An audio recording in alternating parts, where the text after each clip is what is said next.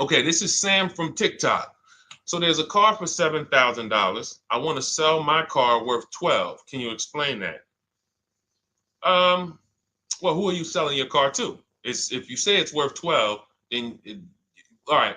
We only get offers to find out what our car is worth. We don't use algorithm sites because that's worthless.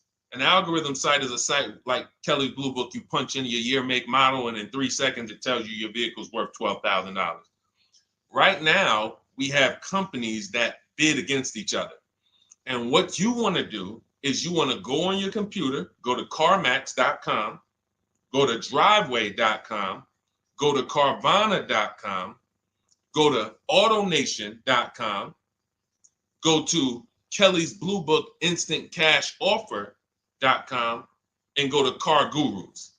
All of them will connect you to somebody or some major buyer who pays cash for cars immediately. Literally, quick inspection, drop your check, and you're on to you literally, it's that simple.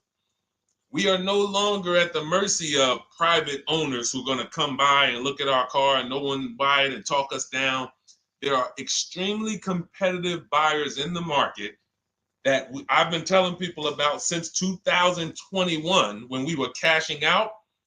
I was big on telling you guys during 2021 to 2023, during that whole pandemic run, cash out now, because the values of those vehicles will never see them again. So there are some people who cashed out, but that was also the beginning of showing people that you can sell to what is called institutional car buyers. And that is what stopped people from trading their cars. There are people who have learned from me, and maybe other people have mentioned this, that will never trade a car again because you're not getting the money that it's worth. So you go to those 6 companies, Sam, it should take you no more than 20 minutes. They're going to give you their best cash offers. And then you can sell to them and you can go buy something else. But what I want you to get in the habit of doing, everybody, is separating your transactions. What does that mean? Who you sell your car to is different than who you buy a car from. And you need to maximize each transaction. And you're never going to do that mixing all your transactions together, which is what most people do. They go into a dealer and they say, hey, I want to buy a car from you, and I want to trade my car into you, and I need a loan. 3 transactions. We don't do that. We separate them and we bid each one out using online tools. And that's how we get the prices we get. And that's how we pay less than everyone else. Okay. So the biggest thing, first thing, is go to those 6 websites: CarMax, Driveway, Carvana, KBB, Instant Cash Offer, AutoNation. And all of you who want to find out what your car is really worth, you go to these 6 websites, get your 6 offers, and then you'll find out what your car is really worth. We do not depend on any dealer to tell us what our car is worth at all. Okay? Shoot the next question up, Dolan. And you guys can continue to type your questions. We're bringing them in from all platforms. This is Terrell Taylor. By the way, everything that I'm talking to you guys about is out of my new digital book. It's called Cars from Home, 7 Steps to Saving Time, Money, and Avoiding Dealerships. Some of you may have it. If you have it, shout out to those who have it, and shout out to those who've used it to actually pay less than everyone else. And make sure I want you to be like Tiffany. Send me your deals. Send me your deals. When you get your cars, I want you to actually send me the results. Look, this is, oh no, that's not Tiffany. That's someone else who used the book. Look, used the book, got $175 a month less than her first quotes before she used the book. So send me, but you can get a copy of this book immediately for 75% off. It's normally $97. Go to my TikTok bio. You won't leave the broadcast, and you can have the entire blueprint. If you don't want to try to remember everything I'll be teaching you over the next hour, you can have the blueprint. You won't pay the $75. You'll get the 75% off. And we also have a comment pinned in the comment section for you guys on YouTube and on Facebook, and on Instagram. You go to my bio. So anyway, go get it, because it's only for 30 minutes. After the timer goes off, it's $97. It's still worth every penny. You can Google it. 5-star book. You can see all the people who rated it, all the people who's using it. This isn't a test. to do, but I want you to get it at 75% off. It's better to pay $24 than $97. Okay, Terrell Taylor. So you said, Terrell Taylor on YouTube said, I have $35,000 to $40,000 to buy a truck with. Should I buy a used or a late model new, 2022 to 24? So whenever we're considering a late model used car, this is a model like Terrell said that is 1 to 2 years old. Let me tell you why I don't like shopping for those first. I like to shop for a new price first. Whenever you are buying 1 or 2 year old used vehicles, you have to realize something. How do dealers get used cars? Trade, or they get them off lease, they buy them. When you have not waited 3 years, you're not going to see a lot of used vehicles in that option because most people don't buy a vehicle and then trade it in 2 years. So you're not going to see a lot of 1 and 2 year old used vehicles. I don't like that because when there's not a lot of a vehicle, the people who have that vehicle get to set very high prices that we have nothing to compare it to. And that's a recipe for losing and overpaying. I've had people come to me who are looking like you, and what I say is, I say, okay, shop for a new one first. I'm gonna tell you why. When you shop for a new one first, you get to see what the market value is. So take Sean. I'm showing Sean. Some of you have seen Sean. He got an F-150 Lightning XLT, $73,000 vehicle. Using what we teach and getting bids from home, using the Cars from Home system, he saved $21,000 on a new one. That was his best offer. He got multiple offers because we always get at least 5. So his best offer, he saves $21,000. If he had gone to look for a 1 or 2 year old one of this, he would have never known that the new ones he can save $20,000 off of if he shops right. Now, some vehicles, it might be $7,000 off, $10,000 off, $5,000 off. The point is, until you know what the new market is for a vehicle, you can't shop a 1 or 2 year old one. Because what happens if you shop a 1 year old version of what Sean got and he goes and he pays, he pays 65 for it because he thinks, or let's say 60. Let's say 60. A brand new one, 73. Someone else is charging 60. All right, it's 2 years old. Let me get that one. Not 15 grand off. Problem is, he just overpaid for a vehicle because he could have got a new one for less than he got that 1 or 2 year old one. That's why the recent shoppers, anytime you guys are shopping 1 or 2 year old, you have to shop new first to find out what the market is. Now, in my book, I have my strategies for shopping new online and shopping pre-owned. It's totally different. Pre-owned, you want to go to all the marketplaces. If a vehicle's not on a marketplace, y'all, don't shop. Don't look at it. What does that mean? You ever walk into a used car dealer and you see a used car, but there's no price on it? Type a $ if you've ever experienced this. If you've ever looked at a deal, you've been in a dealership, you see they have a used car, there's no price on it. Type a $ if you've experienced that. Okay, I see you, Terrell. Okay, perfect. I see you, Don Dickey. Okay, perfect. All right, we have enough people. All right, Makeover Forever Studios. I see you. Okay, Todd May, I see you. So this is a common thing. When you go and look at that vehicle, the most dangerous thing to do, I see you, Tony, is to negotiate on a car with no price because they can make the price up. When a car is on a marketplace like cars.com, carfax.com, carguru.com, carvana.com, carmax.com, these are all the marketplaces we shop for used cars at once. It's like a big round robin for us. This is how I want you to shop. Now you must be competitive or no one's coming. Now there's some people who try to pull a tactic. They'll list a car for 20. They have no intentions on selling it for 20.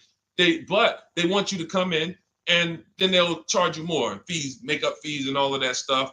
That's why we always call beforehand. But we know the power is online. The competition is online. So when you're looking, Terrell, you're either deciding, all right, I'm either going to look for a new vehicle, find out what the market price is for the vehicle I'm looking for and how much I can save. What's my best offer? You need to get at least 5 offers. I'm telling you, it's going to be big differences. You have to prove this to yourself. Call around. If you want to do it manually, you don't have my book, do it manually, call around, speak to sales managers. You are going to see it's going to be a $5,000 to $10,000 difference minimum between all of these dealers' offers, minimum. And so then you want to look at the pre-owned options. Then you look at the pre-owned options. And the pre-owned options will tell you what the market is. And so this is only for you who are looking at recent model cars. If you're not looking at 1 or 2 year old pre-owned, this doesn't matter. But those people have a little bit more budget, and that's okay. That's okay. But when you have a little bit more budget where you can look at a 1 or 2 year old pre-owned car, that means you have a little bit more money to lose if you make a bad decision. So that's what you want to consider, Terrell. Shop for the new ones first, depending on what your budget is, and then look at the pre-owned market and say, all right, where's the pre-owned market? But that 1 or 2 year old, you're not going to have a lot. Until that 3 year cycle comes and dealers can start buying those vehicles back off lease, you're not going to see a lot of vehicles. That's why I don't play in that 1 or 2 year old zone. It's just a dangerous zone to play in. Dealers know, we're the only ones. Hey, we the only one that got this car within 50 miles. Let's charge this for it. And then they depend on someone who doesn't know the market to come in, pay for it, and you can literally overpay by 10, 20 grand and you won't realize it until, a couple years later. Okay, great question though. Great question, Terrell. Go ahead, shoot the next one up, Dolan. Type your questions, y'all. We're going to get through as many as we possibly can in an hour. I see a lot of questions coming in. Let me try to speed it up. All right, this is Abigail from Instagram. How do I shop for cars and take test drives without feeling like I'm wasting their time? I'm nervous. Okay, first thing to realize, Abigail, you're a very considerate person. God bless you for that. You're about to spend 5 figures on a vehicle. Some of you 6 figures. I love the courtesy, but we are the prize. When you're shopping the way I want you to shop, some of you, this is your first time here. You don't even know, hey, who is this guy talking? I spent 14 years in the car business. 5 years with Mercedes, 5 years General Motors. I've been helping people buy cars and get below market deals since 2019, education-wise. I love it, but you deserve the experience. If you were walking into the mall to spend 15 grand, let's just call it 15 grand. How would you want to be treated? Like royalty, right? Right? So, but I'm going to answer your question, but I need your mindset. A lot of what we're discussing is going to be the right mindset. You are the prize. That's why I don't want you going to dealers begging for discounts anymore. I want you sitting at home making dealers bid. This is how we do test drives on new cars and leases. New cars and leases. This is how we do test drives. I have it in my book because it's that serious. You're either going to have a great test drive or you're going to have a horrible test drive experience. We call and we ask the dealer, who's the most experienced person there? Who does everybody like? Who's the person that, has been there for a long time, just has a great reputation? Oh, that's John. John is just, he's been here 20 years. Everybody loves him. Okay, can I speak to John? Hey, John, my name's Deshone. I'm interested in the Honda Pilot. I just like to test drive it. I'm in the process of deciding what I want. And, do you have this particular model? You have one there that I could test drive? John, because we asked for the best person, we're typically going to get somebody who is not going to lie, usually. Not a guarantee, but taking these steps, I know these guys. I've been in this dealership. I know most dealerships have one person there who has a good reputation and who cares about that reputation. If you're enjoying this content, hit the like button, y'all. And Keith, y'all killing the likes on TikTok. Shout out to everybody who's hitting the likes on TikTok, to double tapping the screen. Appreciate y'all. And shout out to everybody who hits the like button. When we get there, we meet with John. We test drive. John, thank you so much. Can I have your card? I'll leave you my information. And if this is the vehicle I want, I'll be in touch with you. Perfect. Oh, Deshone, we don't sit down? We don't think, no, we never sit down. I'm telling you that there are things you must unlearn about the shopping process if you're going to win. And what does winning look like? Getting the most money off in the least amount of time. There's no leverage that you have when you sit down and try to negotiate with a car salesman. Every single dealer around you that wants to compete for your business, you can't talk to them while you're sitting in one dealer talking to a car salesman. That's why we don't do it. We get a card. Thank you so much. Listen, if this is the one for me, I'm going to give you a call. Simple. Pressure's off. There's no pressure in our system. You can't pressure us. That's what I want you doing. New cars, leases, that's how you test drive. 20 minutes, you're in and out. And I'm a car salesman at heart because that's what I am by profession. I would never develop a system that would allow you to waste car salesmen's time. I just wouldn't do it. I developed a system that when our people go get cars, look at Ansley. When our people go get cars, Ansley just got his lease, 1% lease, $58,000 Infiniti. Look, started the process Saturday, accept the deal Monday, all by email. $58,000 car, he's paying $554 a month, no down payment. We have tons of these. None of these people spent, look at Jared, lease like a boss, $569 a month down to $520, Volkswagen Tiguan, no money out of pocket. Let's go to a purchase. Pierre, pre-owned car purchase, got his 2022 Mazda, got a 20% discount off the original MSRP. This is 30 minutes. We are not spending more than 30 minutes in dealerships. Who doesn't want to spend more time in dealerships? Type me if you're like Deshone. I don't want to be in dealerships that long. You thought you had to be in dealers to save the big money, right? You thought you had to be in dealers to save the big money. I'm showing you as someone who pays less than everyone and who teaches people to pay less than everyone. Look, Kimberly, $20,000 off a Maserati, shopping from home. Because when you can talk to more people at once, the discounts fly off. And you see that all these dealers want to compete. So what you want to do, the best thing you can do to not waste people's time, Abigail, is to shop from home the right way.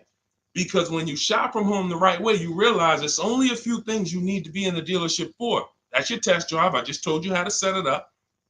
With used cars, we do it at the end. But we're only there for a second. In fact, when you go to pick up your car, they're going to tell you, thank you. This was one of the most easiest deals I ever made in my life.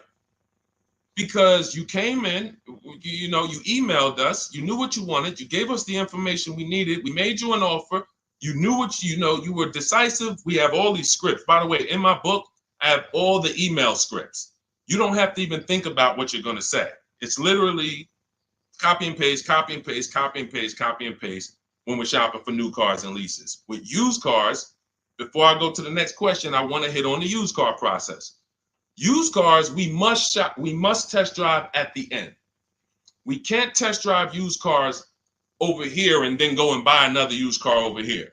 So what we do when we narrow our choices down on all these marketplaces to our top 5 favorite vehicles, we need to verify that there's no bogus fees.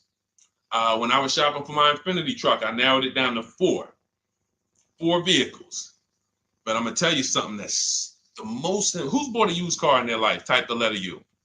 I need you guys to program what I'm about to say into your brain cells for the rest of your life. Type the letter U if you bought a used car or if you plan on buying a used car one day. Type the letter U. All right, I see you, Michael. Don Dickey, okay. Terrell, I see you. Glizzy, Tony, okay. Lori, I see you. Victoria. Anybody who plans on this, let me tell you how. Okay, let me tell you how. All right. See, when I'm about to reveal big stuff, I got to kind of see how I want to say it. The marketplaces that we go to look at used cars on, They're never going to tell us what a great price is. And I'm going to tell you why. The only thing that matters, let's say we're looking at 4 white Honda Accords. 4, they're all white. These are the cars we want. We've narrowed it down. We're looking at 4. They all got similar miles, and they're asking price is $20,000. The marketplace is going to tell you what they think a good deal is based on algorithms. Based on all the vehicles listed on the market, this is a good deal. This is a bad deal. Here's what matters. How much was the original price of each vehicle? Why is this the only important thing? Because if we're looking at 4 white Honda Accords, but one of them was $35,000 when it was new, one of them was $39,000 when it was new, has a sport package, some special technology. One was $31,000 when it was new. One was $29,000 when it was new. What's the best value? What's the best value? You see how we clearly just went from, wow, all of these vehicles look the same, similar price, similar asking price. But once we found out, wait a minute, this one right here was $38,000 new. This one here has the cameras in it all around and the self-driving package, and it has the same asking price, or it's maybe $1,000 more. This is what I call the true value discount. The true value discount. And let me tell you why the marketplaces will never tell you this. Because if they advertise the true value discount, someone has to be at the bottom. In other words, when you're looking at Honda Accords, if you could go right to the true value, who's giving me the biggest discount off the original MSRP? That means the car at the bottom, they might be giving you no discount off the MSRP. We saw that during the pandemic. It was people selling, who remembers people selling Toyota Camrys, 3-year-old Toyota Camrys for the same price as they were when they were new? There was some deal, everyone wasn't. I know a couple dealers, I know a couple general managers who run dealerships who are ethical. And they said, look, I don't care what the market does. I can't sell a used vehicle for the same price it was when it was new. I'm not doing that. Because when that customer comes back in 3 years to deal with me, I'm going to have to help them again. And if I bury them in their car, then I'm not going to be able to help them. But there were plenty of people who was. The true value discount is all that matters, which means we have to know what the car was new. We have to find the Maroni label. We have to go on the Carfax. We have to go to where the window sticker is and get the original price. And then we'll clearly see, oh, that's the best used car. And no one else shops like that. No one else shops like that. If y'all get that, type dollar signs. If you get that, what I just said, type dollar signs. That is what is important, not what they tell you is a good deal. So going back to me, when I got my Infiniti truck, 4 vehicles, all in a similar price range, all white. They were between $1,800 difference from each other, similar miles. But once I found out that one was 46,000 new, one was 48,000 new, one was 52,000, and the one I ended up getting was 54,000. That separated it. The one that was 54,000 new, they were giving me a 42% discount asking price. These are things that help you cut through the mess, the smoke and mirrors of the car business. In order for you to win and pay less than everyone else, you have to cut through the smoke and mirrors. That's what I'm great at showing you because I was in the business. So these are the things that, again, if you say, Deshone, I need the whole blueprint. I need to give me the step-by-step. I'm leasing, used cars, high mileage, new cars. Give it to me step-by-step. That is my new digital book. It's called Cars from Home, 7 Steps to Saving Time, Money, and Avoiding Dealerships. It'll be in your inbox in literally 5 minutes, and you get yours for 75% off. Support yourself and support your family by getting your copy. Go to my YouTube comments. We have a link right there pinned for you guys. We have a link in the Facebook comments. Get your book for 75% off for the next 30 minutes. You'll see a timer on the page. Now, if you're on TikTok, click that picture of me and go to that link in my TikTok bio and click the one that says 75% off to activate the 75% off link. Get your book so that you never have to wonder about this. Now, we're going to continue, but I just know as we answer more questions, some of you are going to forget that. What we just went over in the last 10 minutes, this next question, you're going to forget all of that. All right? Now, Dennis Gamister from Instagram, on a lease agreement, does the deal use the MSRP or the discounted price? So when we're shopping for leases, this is what we do. We get all our offers this is how we construct our offers. If you've ever looked on these commercials and you saw, well, Deshone, when I look at leases, though, it seems like, one, they limit me on miles. And then I also see that they want a bunch of money up front. You are correct.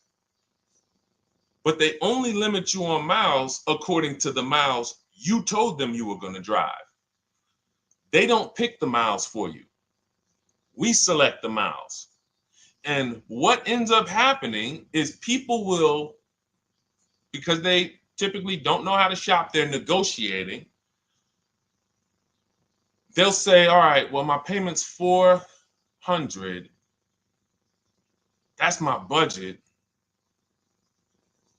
I drive more than 10,000 miles a year, but I guess I'll just take the 10. Instead of paying $20 more to get 12, they'll take the 10, and then they'll say something like, if I go over, I'll just buy it. Horrible idea. Absolutely catastrophic idea.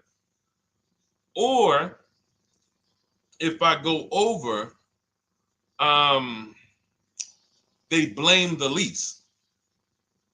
They literally will get the penalty, get the bill for the 6,000 extra miles that they used, and they're charging them 25 cents a mile now, and say, man, this is why I don't want to lease, because they limit me on my miles. No, they didn't. To save $20 a month, you pick the lower miles.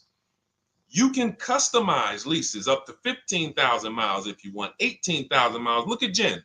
Jen just got her lease on her Honda. Hold on, where's Jen's lease? She got an 18,000 mile a year lease. Now, the way we shop is 12,000 miles per year, only first month's payment due at signing, and we shop it taxes and fees in the payment.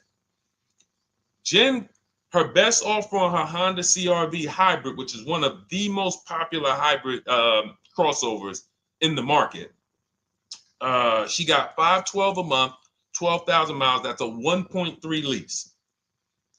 We'll talk about the 1% rule for great lease deals and the 1.5% for overpaying. She gets 1.3. She bumps it up to 18,000 miles per year. But look how much more, y'all. $50. So for $50 more a month, she, instead of driving 12,000 miles, she gets to drive 18,000 miles. And she gets to drive as much as she needs to for $50. Versus her saying, you know, I'm going to take the 12 knowing I don't drive 12, and then I'm going to get penalties and, again, blame the lease. The lease is custom.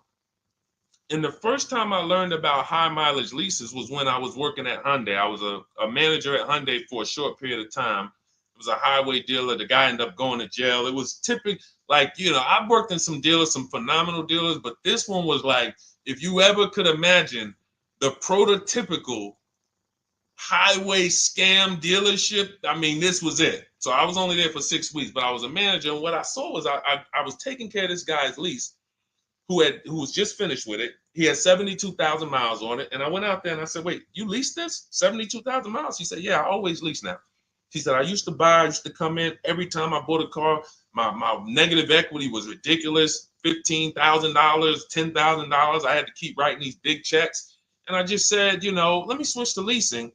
A customer taught me about high mileage leasing. That's why when I say car salesmen aren't trained, they're not trained. We learn things by intuitiveness and curiosity, and you know, we're not trained on finance and insurance and leases versus buying, none of that. You know, so anyway, I said, wow. And so I looked at his payment. This guy is only paying like $175 more a month, not even, to drive 25,000 miles a year. So if a normal Hyundai lease was $299, he's paying $450, $475, and he's driving 25,000 miles a year. Boom, drops it off, Boom. No negative equity, none of the trash that most high mileage drivers are dealing with. So when we are shopping for a lease, we have to shop with our template. Whenever you're getting your lease quotes, it's 12,000 miles a year, first month's payment only due at signing, taxes and fees in the payment. Assume tier 1. That's what we blast out. In my book, I have something called the 25 to 5 strategy. We connect with 25 dealers online. You use my email scripts, copy and paste. We're going to get 5 offers. This will take you. You saw Ansley. He said, I started it Saturday. By Monday, I accepted a deal. This doesn't matter. This is a 24, 48-hour turnaround to start getting offers on these vehicles. Now, once we're looking at offers, we take the MSRP. We take the monthly payment. We divide it into the MSRP. So let's just say we're shopping for a vehicle. It's $40,000. One of our offers is $400 a month. $400 a month. No money due at signing, just $400. We drive off. We divide that into the MSRP, not the selling price, the MSRP. So now we divide that into 40,000. We can see and we multiply by 100. That's a 1% lease. The 1% lease rule has been around for the last 20, 30 years. If you could lease a vehicle and the offers is under 1% of the MSRP, it's a steal. Great value. Because a $40,000 vehicle with no money down to buy would cost probably $800 a month on a 5-year loan. So it's incredible value. It's a steal. You don't have to worry, am I overpaying? Nowhere near. You're still in the vehicle. And we have some people who shop from home using the car. If you're Deshone, do those deals really exist? If you're on YouTube or Facebook, you can see right now. Look, Greg got a 1% lease on his Kia EV6 Win, $527 a month, $56,000 vehicle. Look, Zafrina, $579 a month, $65,000 vehicle. Ansley, you saw Ansley's Infinity. Rosalie's Infinity truck. Right here. Look, it's paying $592 a month, $59,000 vehicle. 1% lease deals are out here when you know how to shop. Now, that's a steal. That doesn't mean that's the best. That doesn't mean, if I can't get a 1% deal. In order to get a 1% deal, you have to not just shop. You need major support from the manufacturer. The lease program has to be good. The rebates have to be good. The residual value have to be good. The money factor, which is the interest rate, have to be good. There's a lease program that no dealer can control. So when we get these offers, that's how we're judging them. Divide the monthly payment into the MSRP. In my book, I have a calculator that I created where we put all our offers into it, and then it spits out what we call counter offers. So we get 5 offers, 7 offers. We put them all into this calculator I created. Again, this is the best $24. If you get there for $24 before that 30-minute timer and you get your copy, it'll be the best $24 you ever spent. I hold myself accountable to that. You can Google the book and read the reviews. There's software that we created that that's how you're judging your leases. You're looking and you're comparing to the 1% rule. Now, when you get to 1.5%, we can't make those deals. We're paying too much for a vehicle that we're giving back.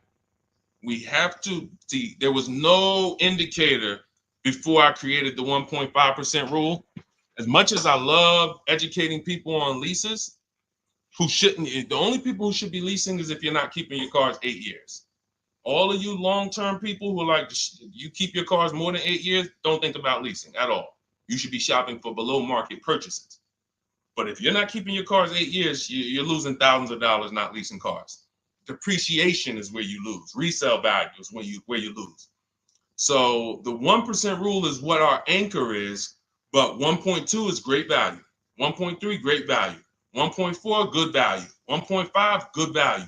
Anything over 1.5, now we're paying too much for a vehicle that we're giving back. So that's how we're judging.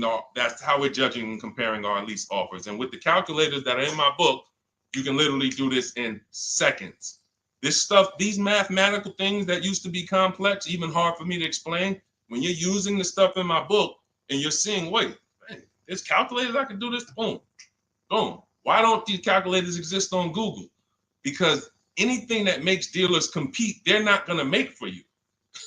They'll make stuff for you that allows you to see more and do this and make it easier and faster and connect to get a loan quick. But competition, any tools that create competition, they're not going to make those for you, because that's where the real money comes off when you make dealers compete. Okay, so you want your copy of Cars from Home, 7 Steps to Saving Time, Money, and Avoiding Dealerships. Click the picture of me on Instagram or TikTok. It's going to take you to my bio. You won't leave the broadcast.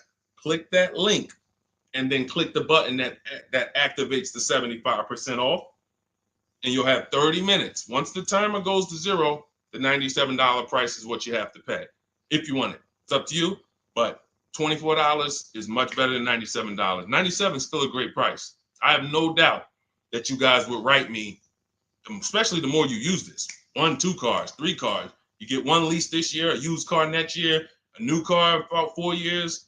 And Deshone, what about when websites change? What about, this is an online system. Websites go out of business. Vroom went out of business. They were in my book. We used to get bids from them to sell cars to them. When we were shopping for used cars, they were in my multiple marketplace strategy. They went out of business. I went right into the master file, updated the 9,000 people that had a book. It was probably like 2,000, 3,000 at that particular time. And the next time people opened the book file, there was no room. That's why the book is digital. That's one of the reasons. You'll see the other reasons is I have scripts that I link you to. I have PDFs I link you to. Videos I link you to. I couldn't do this with a real physical book. So again, in the YouTube comments, in the Facebook comments, we have a link for you guys to get your book at 75% off for 30 minutes and use it. All right, Dolan, shoot the next one then, brother. Let's go. How old of a used car should a person buy? That's based on budget.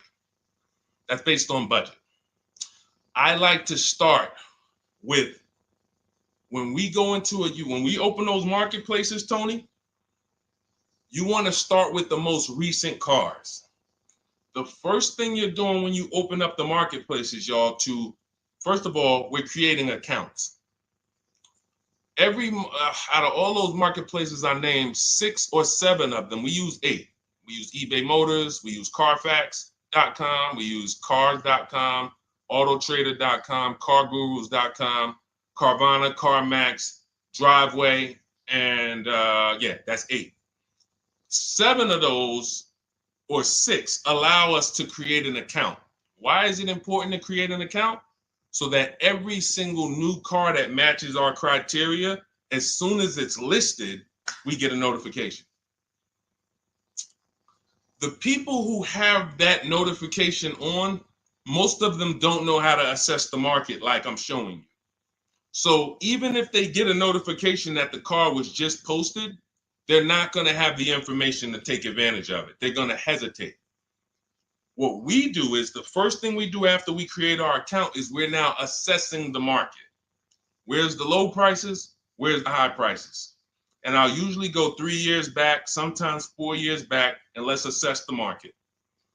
Now, I have another calculator in the, matter of fact, let me show this to you guys. I have another calculator. It's called the Perfect Budget Calculator. The Perfect Budget Calculator. What this does, you guys can't see this on YouTube, but you can see it on you can't see this on TikTok. But if you go over to YouTube, Facebook, or Instagram, you'll be able to see what I'm sharing right now. Now, what often happens is, let me share this. Hang on. Boom. Okay.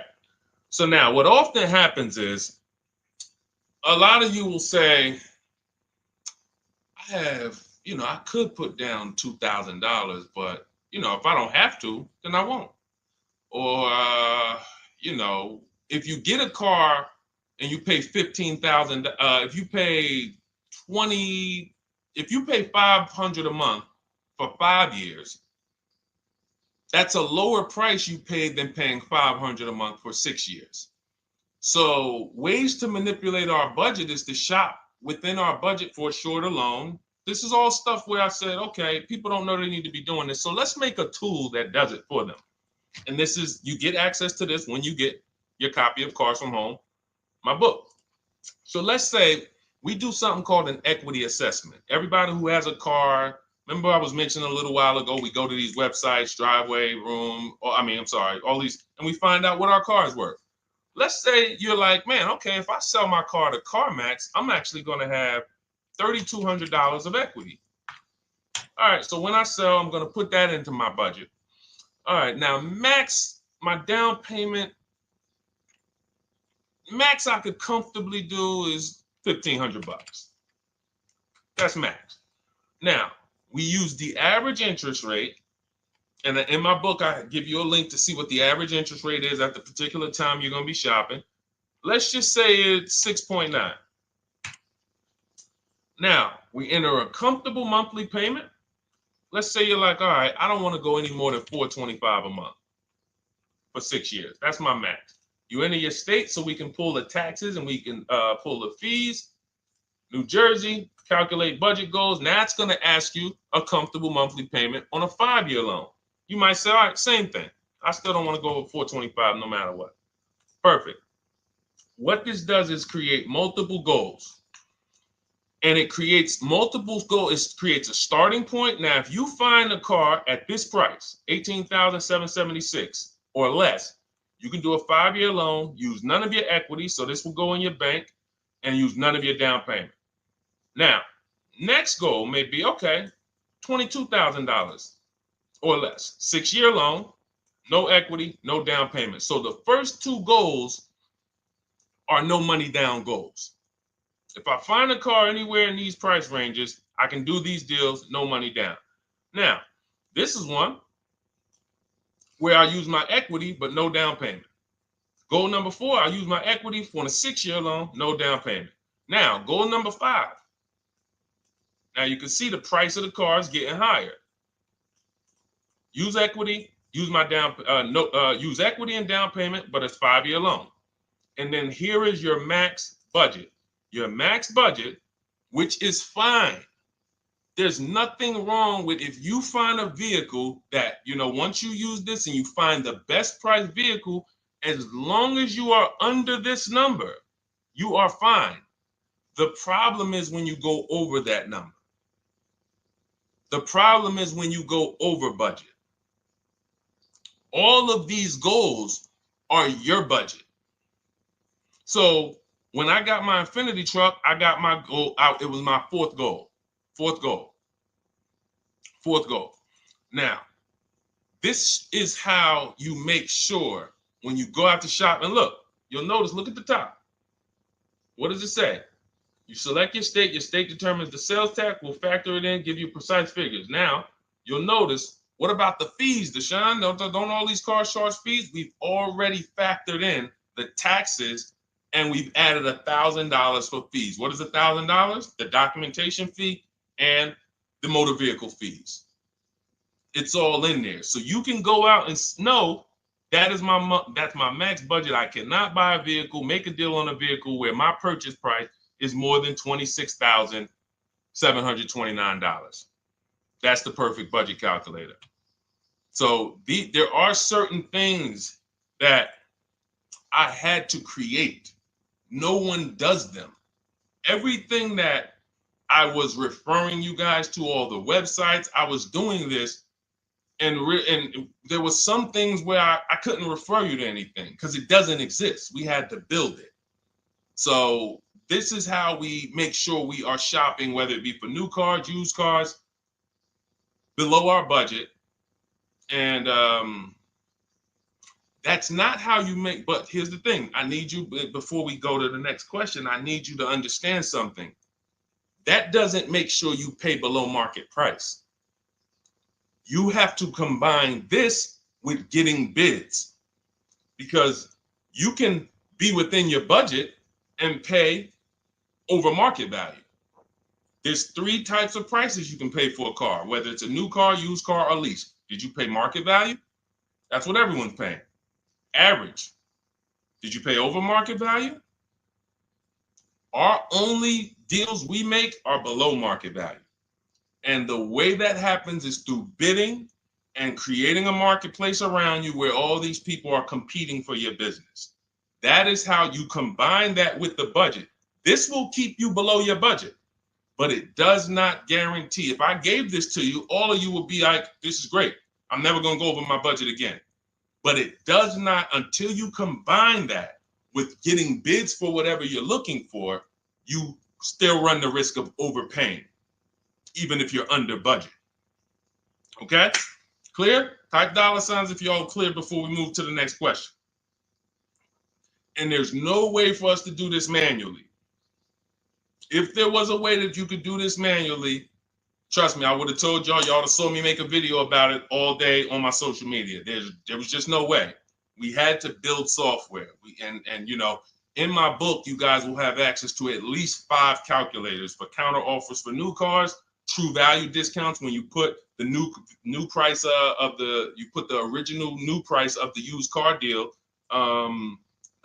whatever used car you're buying, you put the new car price in, and then you put in the asking price, and it tells you the true value discount, perfect budget calculator. We have at least 5 softwares that I've custom built, and you know, to make sure you guys get great value. So again, you know, I didn't want to be the person who said, you know, you guys know, there's plenty of people who be like, man, the value I'm giving you guys, I'm gonna charge $2.99 for the book, whatever. The people who pay, they'll save the money.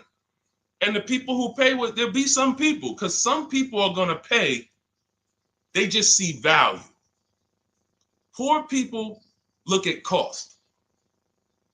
Wealthy people look at value. People who are into financial literacy they don't ask themselves, how much does that cost? They ask themselves, what's the value I'm getting from that? And I could have said, well, you know what? I'm going to help you pay less than everyone on new cars, used cars, leases. We'll do $200, $300 for the book. And I only want to sell it to 1% or 5% of the pie. But at the end of the day, my mission is to help as many people want to be helped. And so that's why I said, okay, $97. But even our welcome offer, you got a chance to get it for $24 if you get there before the 30 minutes is up. Okay? YouTube link, get your copy. And make sure you save the support email, guys. You see it scrolling across the screen. If, for instance, you don't get your book in 5-10 minutes, it's usually because you typed your email wrong. Reach out to my support team. They'll get you the book immediately. And soon as you pay, go to TikTok. Look, y'all see the links. Go to my bio on YouTube and Instagram. Get your copy. And as soon as you pay your $24, there's going to be a page that says screenshot this page. Right on that page, you can access your book.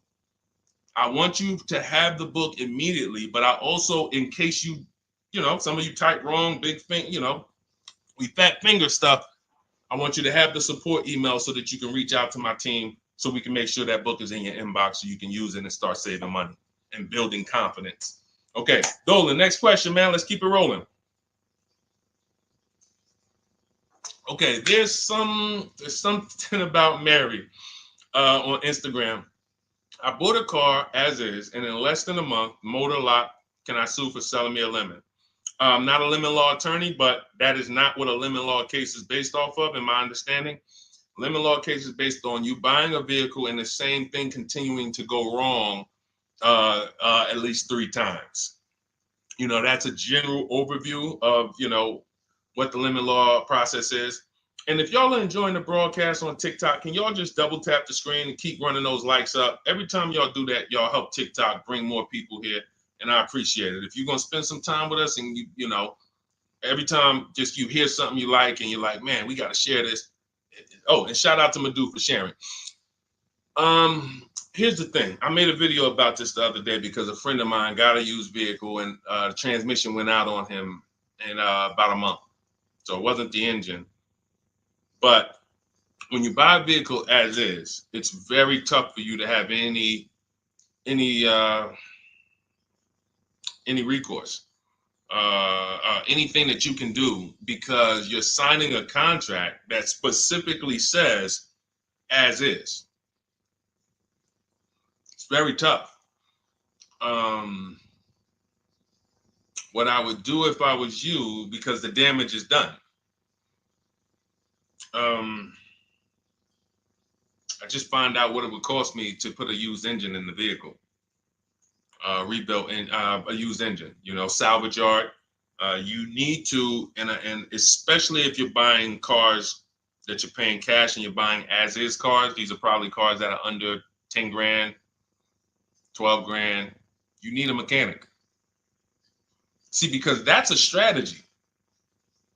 There is a great strategy called buying inexpensive cars and having a local mechanic so you could do what's right. Oftentimes you could drive those cars for a year or two and sometimes sell them for what you got for them because you've outlived the depreciation. Those cars are not depreciating as much unless you overpay for them. If you overpay for it, then it's going to drop because you overpaid for it.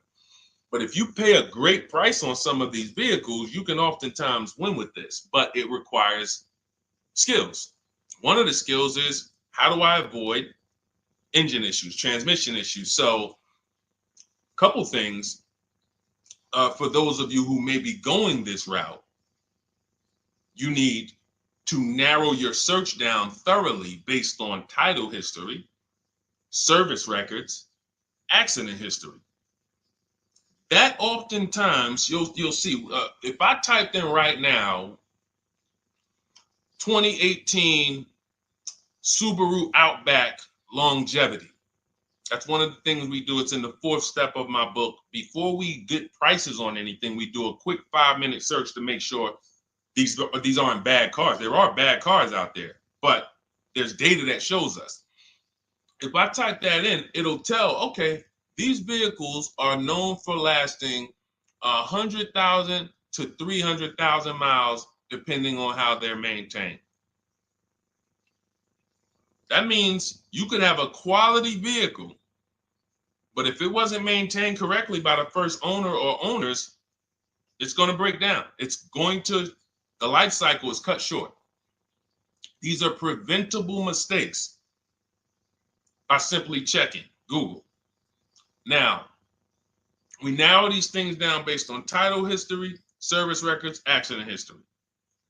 Once we do that, I don't mind buying a 10-year-old. I bought a car that was it's my around the city car. I drive it probably 200 miles a month. I bought it from a owner in South Orange. He was a 98-year-old man. He's had it for 10 years and he knew everything about it. He leased it for 3 years, then he bought it. So he's really had the car for its entire life cycle. That's what you want because you're able to look and see the service records. I don't mind. We have to take the risk off of ourselves, and the risk off of ourselves with used cars to prevent ourselves from buying these used cars that are breaking down on people and they're always in the shop and, they're dying on the road and you got to keep the tow truck on speed dial. It's simply a matter of checking to see the reliability records of the car, which is easily accessible on Google, the way I just said, and then making sure the one we get was actually maintained correctly. And that's going to give us the best chance of having a great experience. These are the steps we must take. But in your particular case, there's probably, I don't think you have a case. You can certainly reach out to a lemon law attorney. I don't think you have a case at all. I think because it's buyer beware with cars. It's buyer beware. That means it's on you. If something goes wrong, it's on you.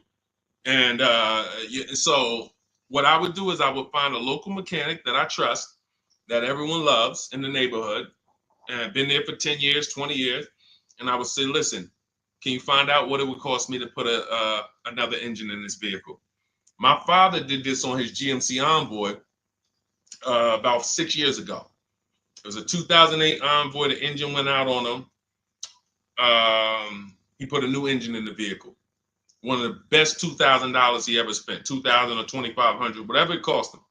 They put a new engine in that vehicle. He still has it. He's about to sell it for about $4,000. He's had that vehicle from 2013.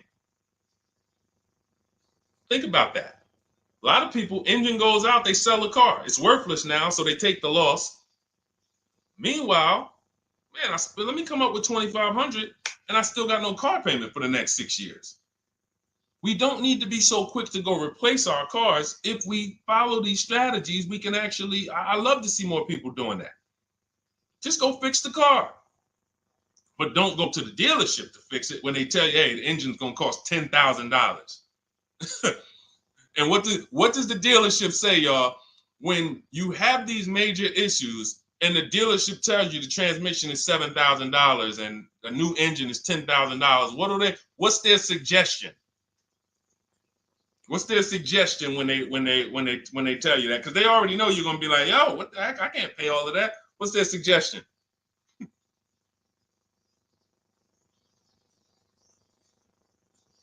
Let's see, let me give y'all some time to type. I just want y'all to know, like, this is how the system works. So I know somebody, look, thank you, Jay June. Trade it in. Thank you. You see how we can, oh, look, NY Anderson, buy a new one. So what they do is, exactly, Victoria, they're going to suggest a new vehicle. So if we know, now watch this, as your vehicle is worthless, you don't have any opportunity to put it on a competitive market to see, well, how much would somebody pay for that? They've already assessed the value and they want to structure your deal, have you take that major loss for that engine. They're going to put the engine in for a lot less than that and they're going to resell it, and now they sold you another car. When you could have just literally went to a mechanic, got a rebuilt or got a used engine, put in that vehicle, cost you $2,500, maybe $2,000, and literally you're on the road for another couple years with no car payment, keeping money in your household versus now I'm in another $400 a month payment. Okay? This is what it's about. And if you're like Deshone, well, I don't want to keep a car that long. We talked about you earlier. You shouldn't be buying cars. Because the keepers on here who keep cars 8 years, 10 years, who has a car they've had in their driveway for more than 8 years? Type the number of years. I want to explain something we're going to help a couple people learn a lesson here about themselves, because they're going to be like, they're going to realize they're not keepers. Look, look, we need to show people, because some people think, oh, I keep my cars a long time. I keep them about 6-7 years. We need to show that that's not a long time in the world of cars and depreciation. So Michael, 15 years. Michael got a car that he's had for 15 years. Let's go. Type the number of years you've had it if it's more than 8. Look, Vancia, 11 years. Let's see. See, a lot of people don't keep their cars. Look, NY Anderson said, I drove my last car 14 years. All right, Connie, 15 years. She has a 2004 Chevrolet. Tony on Facebook, 2006. Now, watch this, y'all. If you ask me, Deshone, what's the way to get the most money out of a vehicle? It's to do what they're doing. Tanaya, 9 years. No, Renata, not less than 8. Not less than 8. We're trying to put you into a different we're trying to help you see the category you should be in. Look, 9 years. Donna, 15 years. What's so important for y'all to see about these people is that they have beat depreciation. And that means whatever their vehicles are worth today, a year from now, they're going to be worth about the same. If their vehicles are worth $4,000 today, a year from now, they'll be able to still sell it for about $4,000. But the thing is, they're trying to get the most money out of it because the cost of replacement is expensive compared to what they're doing. No matter how much they got to pay to keep those vehicles on the road every year, a little couple $100, maintenance, whatever, it's nothing compared to going and getting a new car and bringing hundreds of dollars a month or thousands of dollars in the form of cash out of our household. And everyone's not going to do that. And that's okay. You should not be buying cars. You should be shopping for below market leases. Because again, there's 2 ways to save money. Do what the keepers do. You just saw all the keepers. We shouted out all of them. And the other way is to go in and not tie money up in the vehicles in the first place. When you look at somebody like Danielle, she's driving a $44,000 Audi, 2024 Audi A3. That vehicle is $800 a month to buy, no money down. $800 a month for 5 years, maybe $700 a month for 6 years. She's paying $550 a month. She didn't tie up the money in the first place. That's the name of the game with leasing. Bonita on her Telluride. This is also to show you it doesn't matter what the market does. The market could be up or down. We're going to pay less than everyone. This is Bonita. She got a Kia Telluride during the pandemic when everybody was paying ridiculous prices. That's why I show her 2022. Look at the date. She said, I'm driving my dream vehicle, $600 a month. People were leasing. And I know if somebody watching this and they're like, if you leased a Kia Telluride during the pandemic, you are not paying what she's paying with no money down. I know it. I know it. People were DMing me, Deshone, I want a Telluride. They want $900 a month for them. I know people weren't paying $600 a month, but she came in, used our bidding system, used the same strategies you're going to have access to in my digital book. She got $600 a month from home without being in a dealership. Her dream vehicle. This is how you win. You're either going to not tie up your money in vehicles, you're going to drive new vehicles that don't have problems because they're always under warranty and you're paying cents on the dollar compared to people purchasing, or you're going to be a keeper like Michael and like Donna and like the people who said, okay, I'm keeping my vehicle this long. That's why in my book, it's 7 steps. But the first step is to ask yourself how many years you're keeping your next vehicle.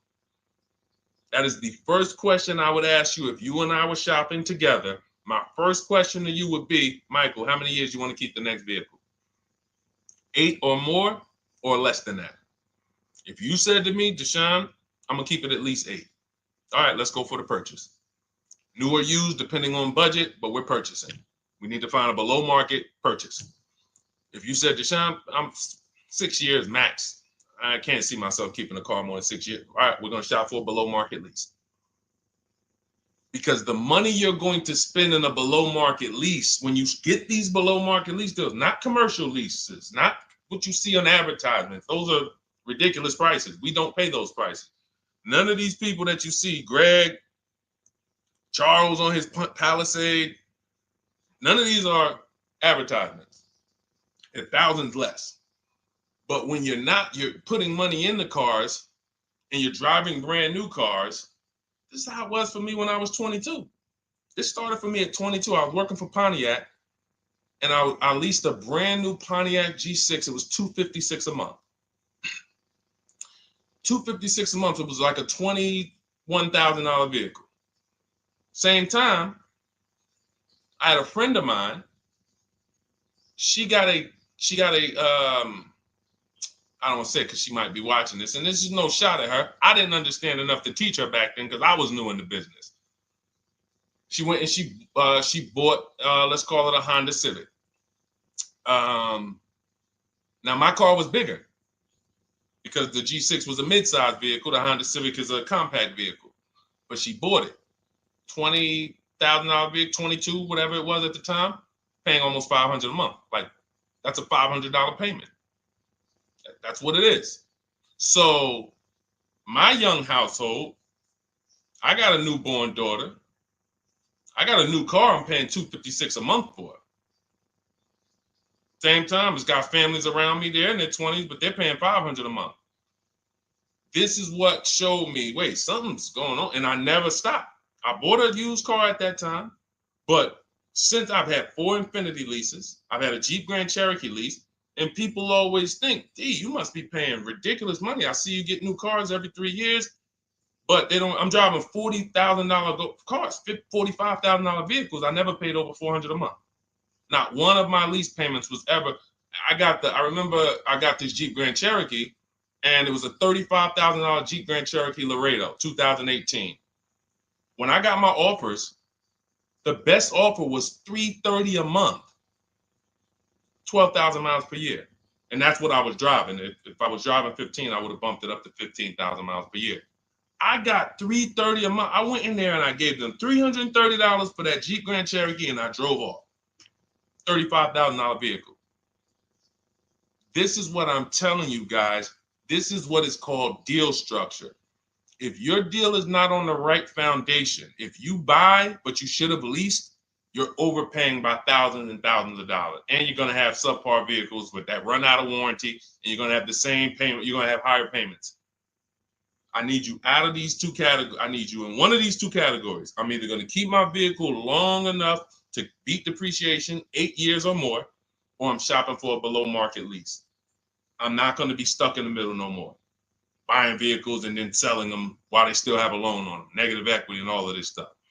This is paramount. Okay, the buying versus leasing thing. I need most of you to put this to bed today.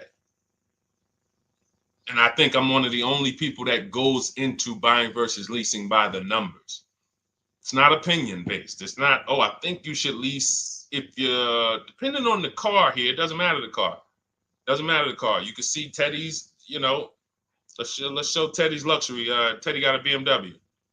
Doesn't matter. He wasn't going to keep it 10 years.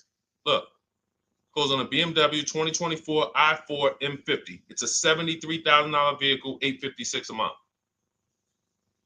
$856 a month. Look, he said the dealer's initial offer came in at $937 using the counter offer calculator. Using the counter offer calculator, he counted at $829, $856. If you just jumped on the broadcast, I showed you some of the calculators that I created that are in this book. In my book, there's a reason it's 5-star rated. There's a reason people that you can go read what your peers say about that book. Get your copy for 75% off. It's in my TikTok bio. Click that picture of me. Click the link. Same thing on Instagram. Go to my bio. Click the link, and you'll see a button that activates the 75% off book. And if you're on YouTube or Facebook, it's in the comments section. 30 minutes only. Get your book so you can have access to all of this. Unless you just have an incredible memory and you can remember everything we talked about over the stream, but none of you can. I know none of you can. That's why, I couldn't even do it. It's just too much. We're talking about used car strategies, new car strategies, lease strategies. You guys, you're not gonna remember all of that. But anyway, let's go. All right, I think we got time for a few more. Go ahead, Dolan, keep it rolling. Make sure you guys screenshot the support page. As soon as you pay for your book, the book is on the thank you page. Remember that. I don't want you, I send you the book 2 ways. As soon as you pay, it says access your link below, open it. You can click it and save it right to your phone or computer right then and there. If you do not save it right then and there, make sure you screenshot the support page or use the support email that's scrolling through the screen. This is not for questions. Do not send me general car questions here. I don't answer questions by email. That is strictly for those of you who have your book and you're like, or you paid for the book and you're like, okay, where is it? It's usually because the email was wrong. That's okay. Hit that support email so that my team could send you the link out so that you can have your book today and start digging into it and using it. Even if you're not shopping right now, you can still map a plan out. Go ahead, Dolan, shoot the next question up.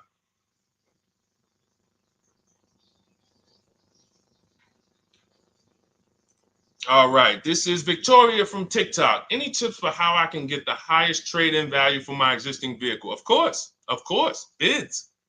Bids. First of all, you just said a curse word.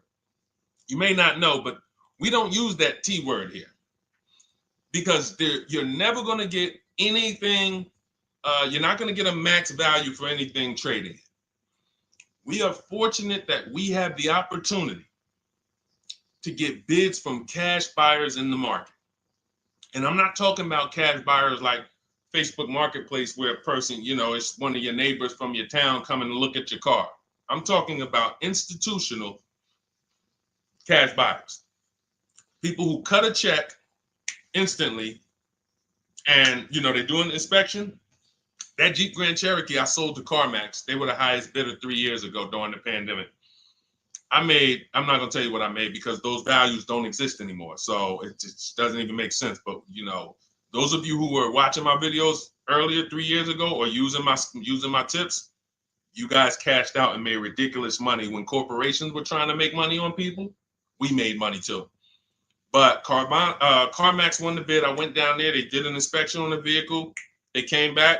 Accounting department came, cut me a check. I walked away with a check. That's it. You don't want to trade.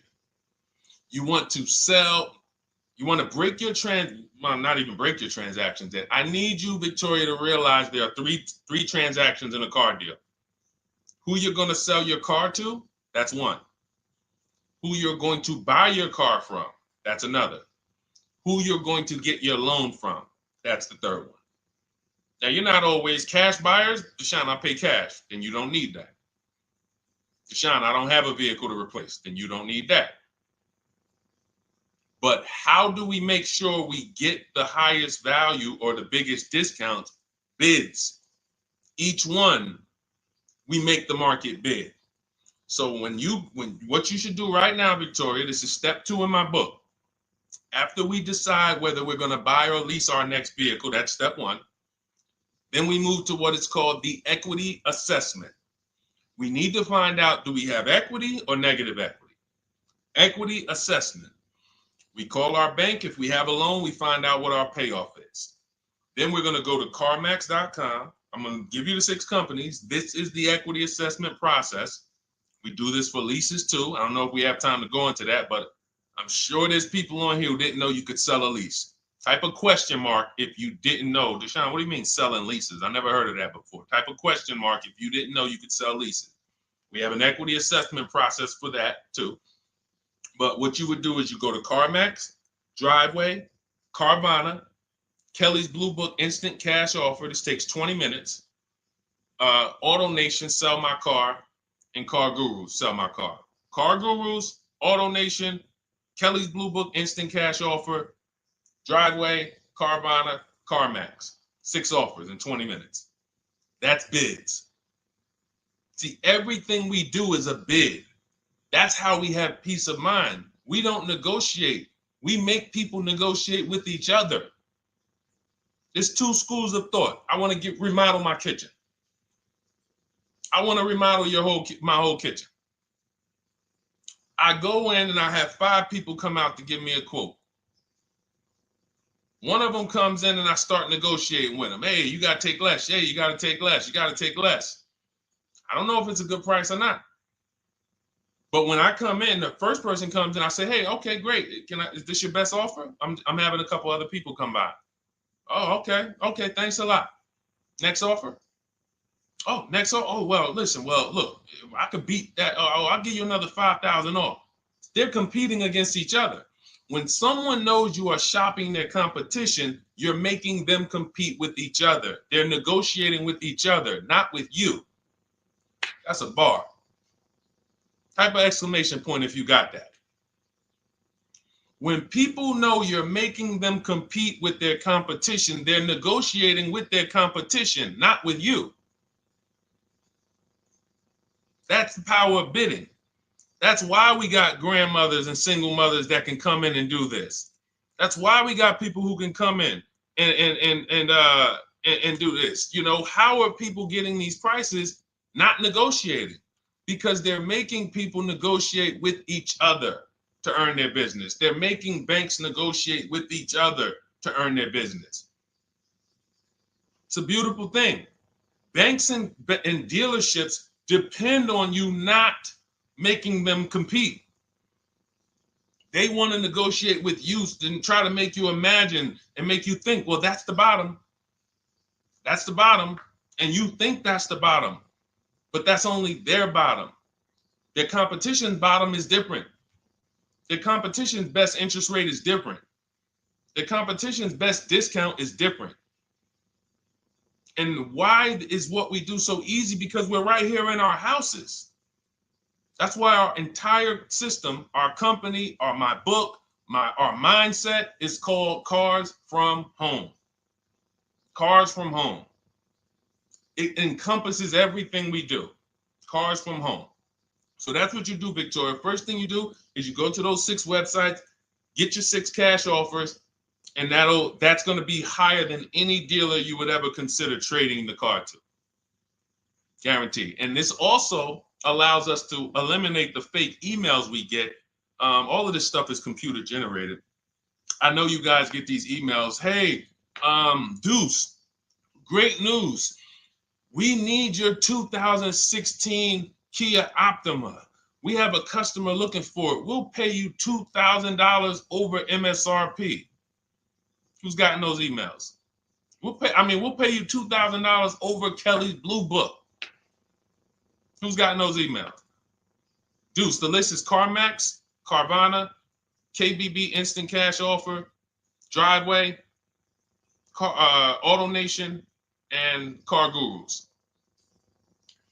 Car Gurus. That's step 2 in my book, the equity assessment process. This is stuff we do before we start shopping. Decide whether we buy or lease is step 1. That's going to put our deal on the right foundation. Step 2 is the equity assessment. Everything we do is a path. It's a clear, easy path. Okay, so yeah, I forgot the question that I just asked, but let's go. I could already tell. See, I could tell when I'm winding down because y'all could tell stuff will start blurring to me. That's why I'm like, see, and if that happens to me, I know it happens to you. Like that's why I'm like, listen, grab your copy of Cars from Home. It's a digital book. You'll have it in your inbox in minutes. It has it's continued updates. I probably updated that book 5 times since we originally launched it. Added calculators to it. Those weren't in it originally. I've added the calculators. I'm committed to making stuff better without being like imagine this. Oh, well, you bought volume 1 of Cars from Home, but I just put a new tool in, guys. Now you're going to get volume 2.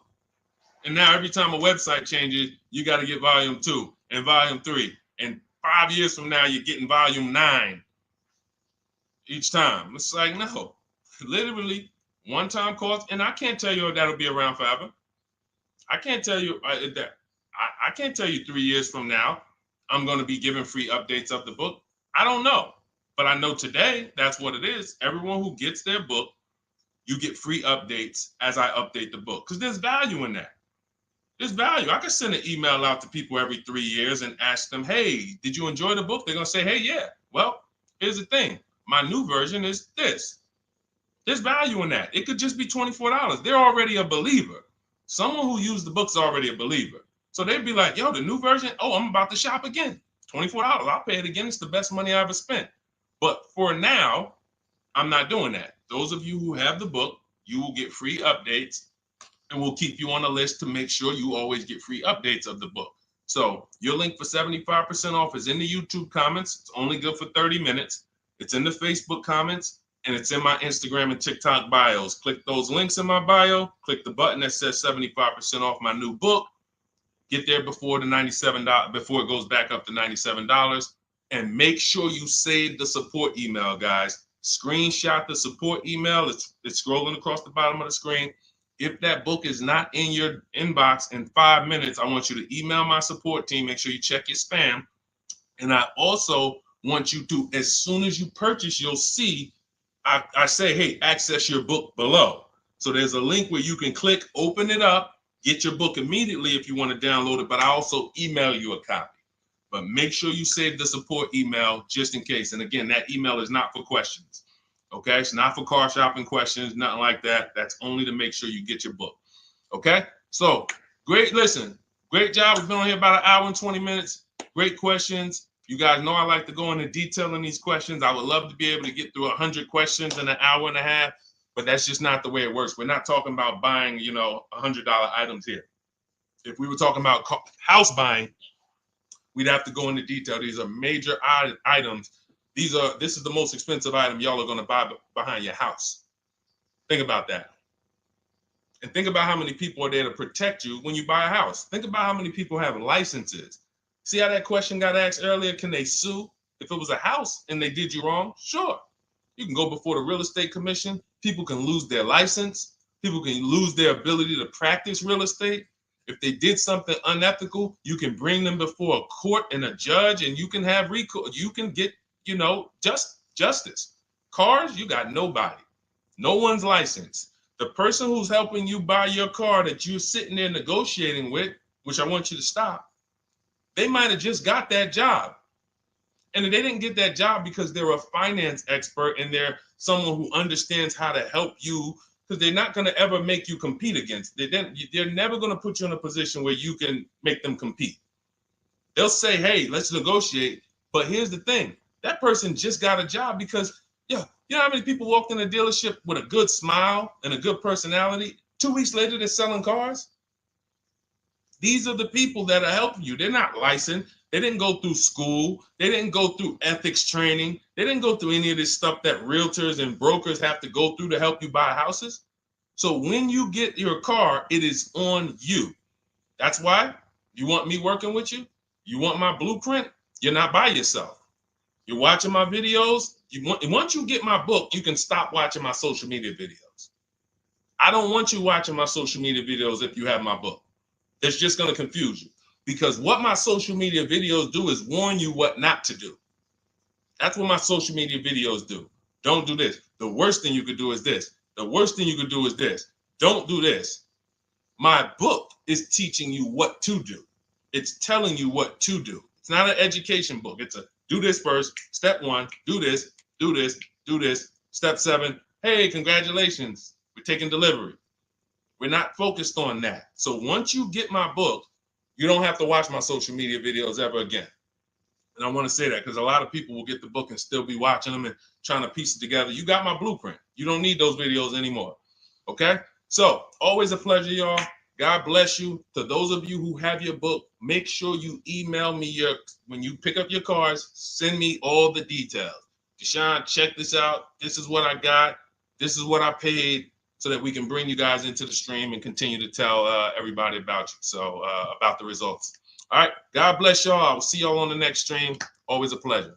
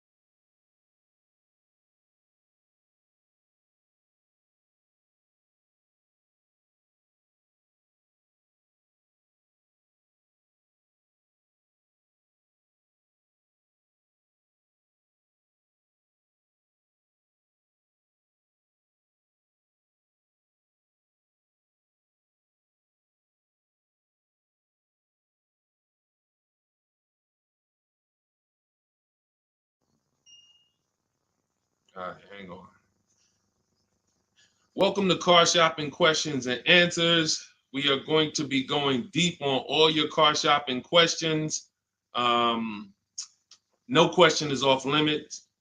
And if you don't know me, my name is Deshone the Auto Advisor. We're already up and running on TikTok. We got our first couple questions about to come in, but I need to get back on Facebook because we have to start Facebook, YouTube, and Instagram at the same time, or it's not going to work. So let me it's all good. Stay right there. And I want you guys to start typing your questions. We'll be here for a powerful hour, and I'm just going to go through as many questions as I can in an hour.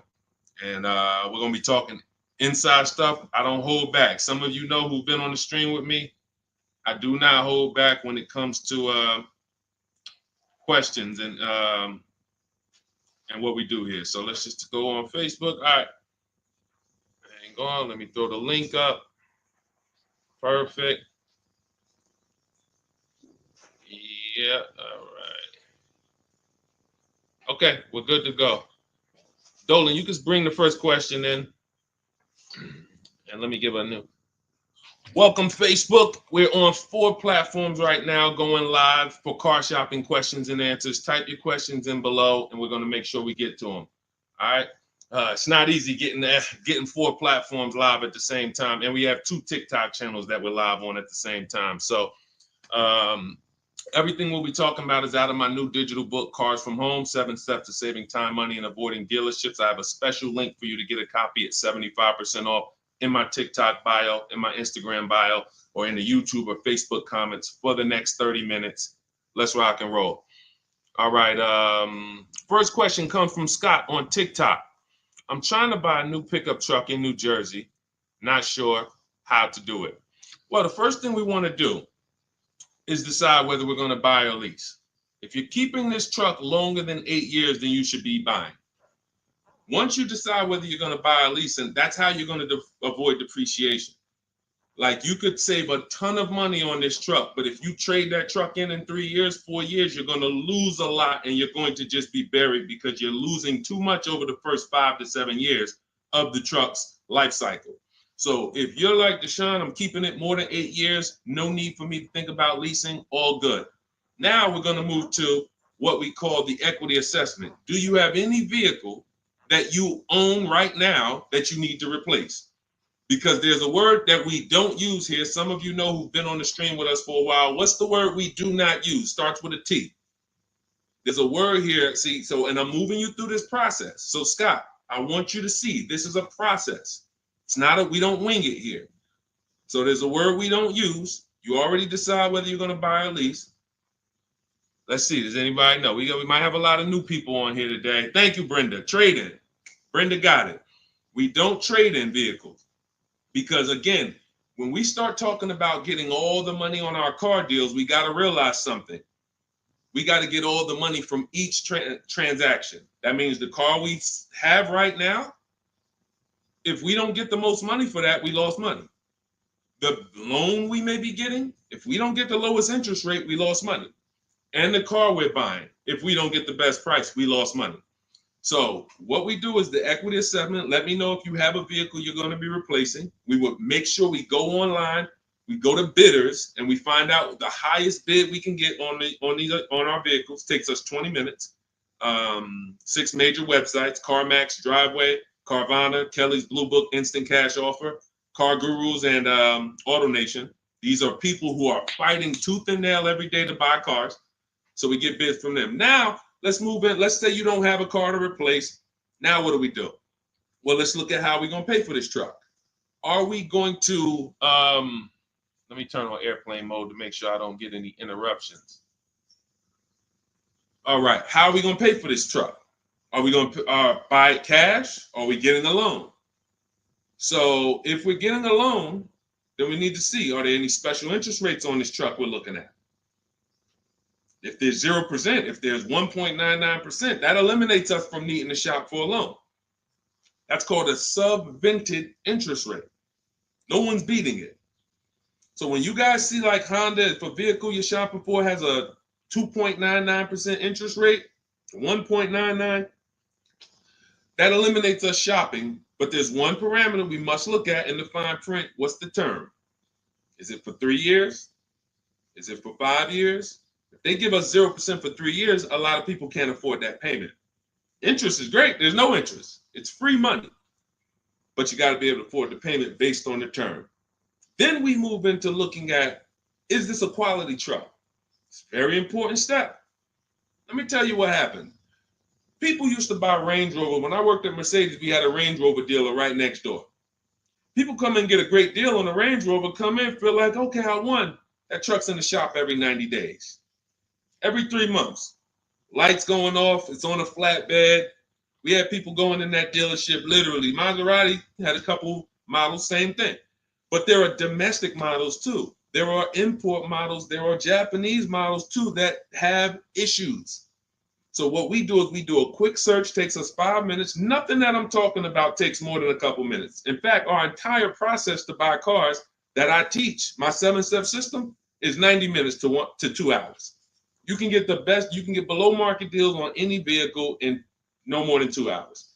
So, but we can't get a below market deal and then find out we bought a bad vehicle. That means we lost.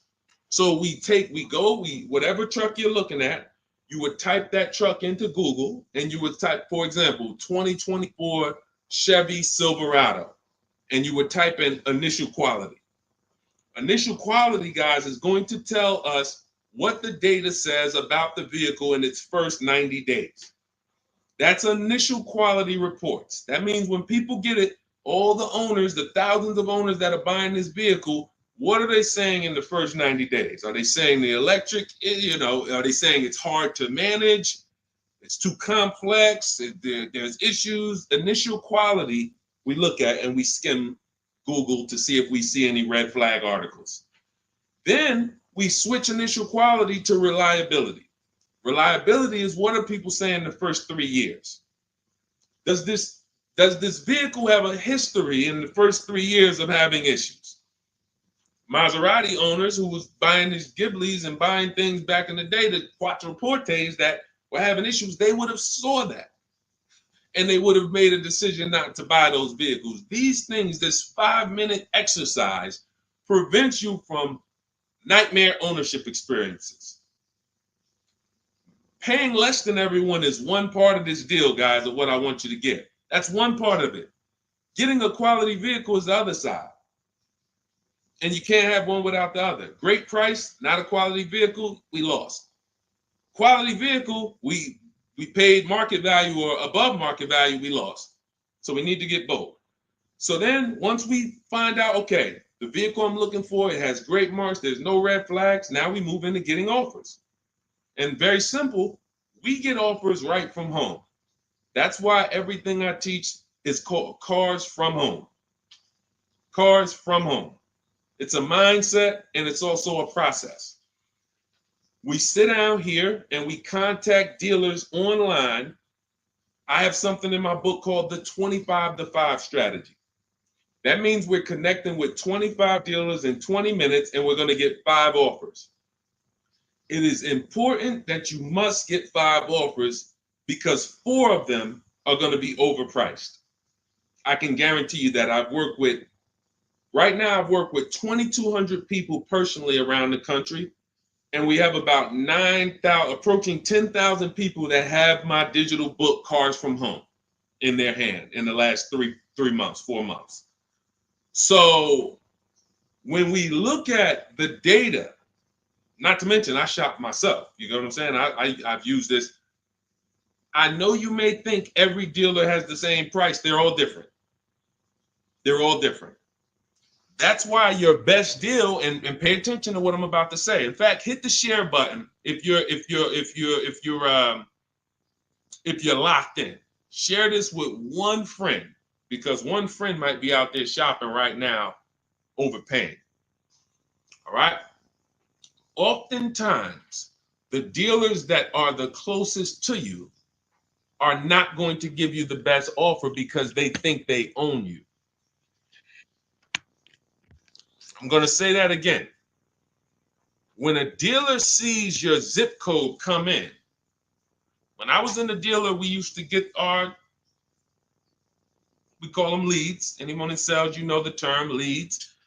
When we see that the zip code is a zip code that is right here, 5 minutes away, 10 minutes away, 20 minutes away, there's a mindset there that this person is not going to shop. So they're not going to give you your best offer in many cases. What you're going to get is an overpriced offer, and you won't see it until you learn to speak to dealers that are a little further away from you. Now, if you're doing it my way, you're using my book, you get your copy for 75% off. You won't pay the $97 price. I have email scripts in there. We don't talk. You use these email scripts when you're buying new cars and leases. We have a different process for used cars, but we still don't talk. You have to, and what's happening is you're going to see that sometimes the offers that come from 45 minutes away, an hour away, are your best offer because they're trying to take business from their competition. Some of these smaller dealers as well who don't have the foot traffic, they're not getting 100 people coming in on a weekend. They have to depend on strategically winning business. They're using the internet to reach out and connect with people that are far away from them, and they're beating their competition. But if you're programmed to go right into your local dealer, you're never going to get their prices. Type a $ if y'all are following. Type a $ if you're following what I'm saying right now. Type a $ if you're locked in right now. Type a $ if you care about your money and you're like, you know what? We're going to unlearn all the things that we were programmed to do. I'm going to tell you here's how we know we were programmed. And if I wasn't in the car business, I'd be just like y'all. That's why it's my mission to teach. You know how we know we were programmed? We never learned to buy cars. We were indoctrinated in a way of buying cars. We didn't consciously make a decision, approached it and said, this is how I'm going to buy cars. We were indoctrinated into how people buy cars, and that's what makes the dealer principals in these dealer groups, Fortune 500 companies that trade on Wall Street and make billions of dollars, because they have a predictable way that they serve the customer. It's not for the customer's benefit, it's for profit. So when you start doing this, and Scott, I just gave you the first 5 steps of our process. When you start doing this, you're going to see that the same people who you thought really liked you, Charlie down at the dealership that he sold cars to you, your parents. When you start making Charlie compete, you're going to see Charlie wasn't really for you. You're going to see that. The same person who, man, we always bought cars from him, but when you start making them compete, things change. Things change dramatically. And that's going to reveal to you, oh man, Charlie, how long you been overcharging me then? How long? See, because one dealer's best offer is not another dealer's best offer. So it's not like Charlie's lying. When he says to you, hey, listen, Ashley, listen, Miss Whittington, I can't do any better than this. This is our best offer. He may not be lying, especially, you shouldn't be there, but we do this, we never talk numbers in a dealership. But once they say that's our best offer, that's their best offer. When you hear from another dealer online, it's a different best offer. Another dealer online, it's a different best offer. And then you start saying to yourself, okay, I just need to find a dealer whose best offer is the lowest among everybody. But we can't stick with one dealer, because you'll never see how much you're overpaying by dealing with one dealer. So that's the process, Scott. That's the start. If you embrace that mindset, you're going to win every time. My 2 favorite words are multiple offers. You want to protect yourself from overpaying on anything. I don't care if you're getting your house renovated, multiple offers.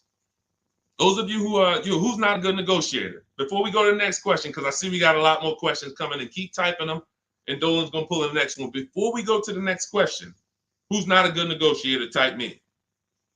Not a good negotiator. I know we got some negotiators on here. We got a good amount of people, but who's not? You just don't like it. You're either not good at it. You don't like confrontation. It's just not your thing. Who'll be honest and let us know. It's not your thing. Okay, I see you, Brenda. Okay. All right, I see you, Tony. Okay. I see you. Let's go. Okay, we got a bunch of negotiators. Okay, I see you, Michelle. Okay, they're coming in now.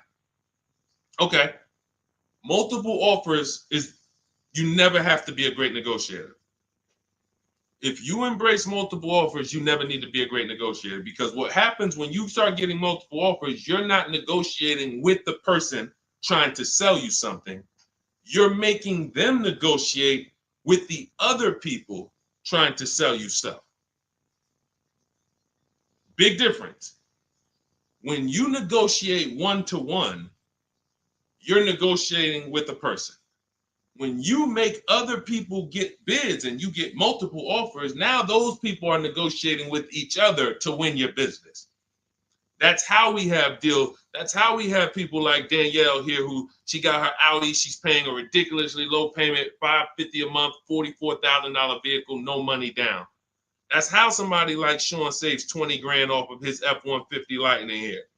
Wrote me in. Now pay attention. Pay attention to what I'm about to tell you about Sean's deal. What's so important is he saved 20 grand, 21,000 off his new F-150 Lightning. But here's the big thing. When I asked him about the deal, I want to find his post. He said to me, no other dealer, I want you to see this. He has shopped locally. Where are we? I think this is it. Okay, hang on. Okay, I'll tell you what he said. He had to go 150 miles out to get that deal. He had to go 150 miles out to get that deal.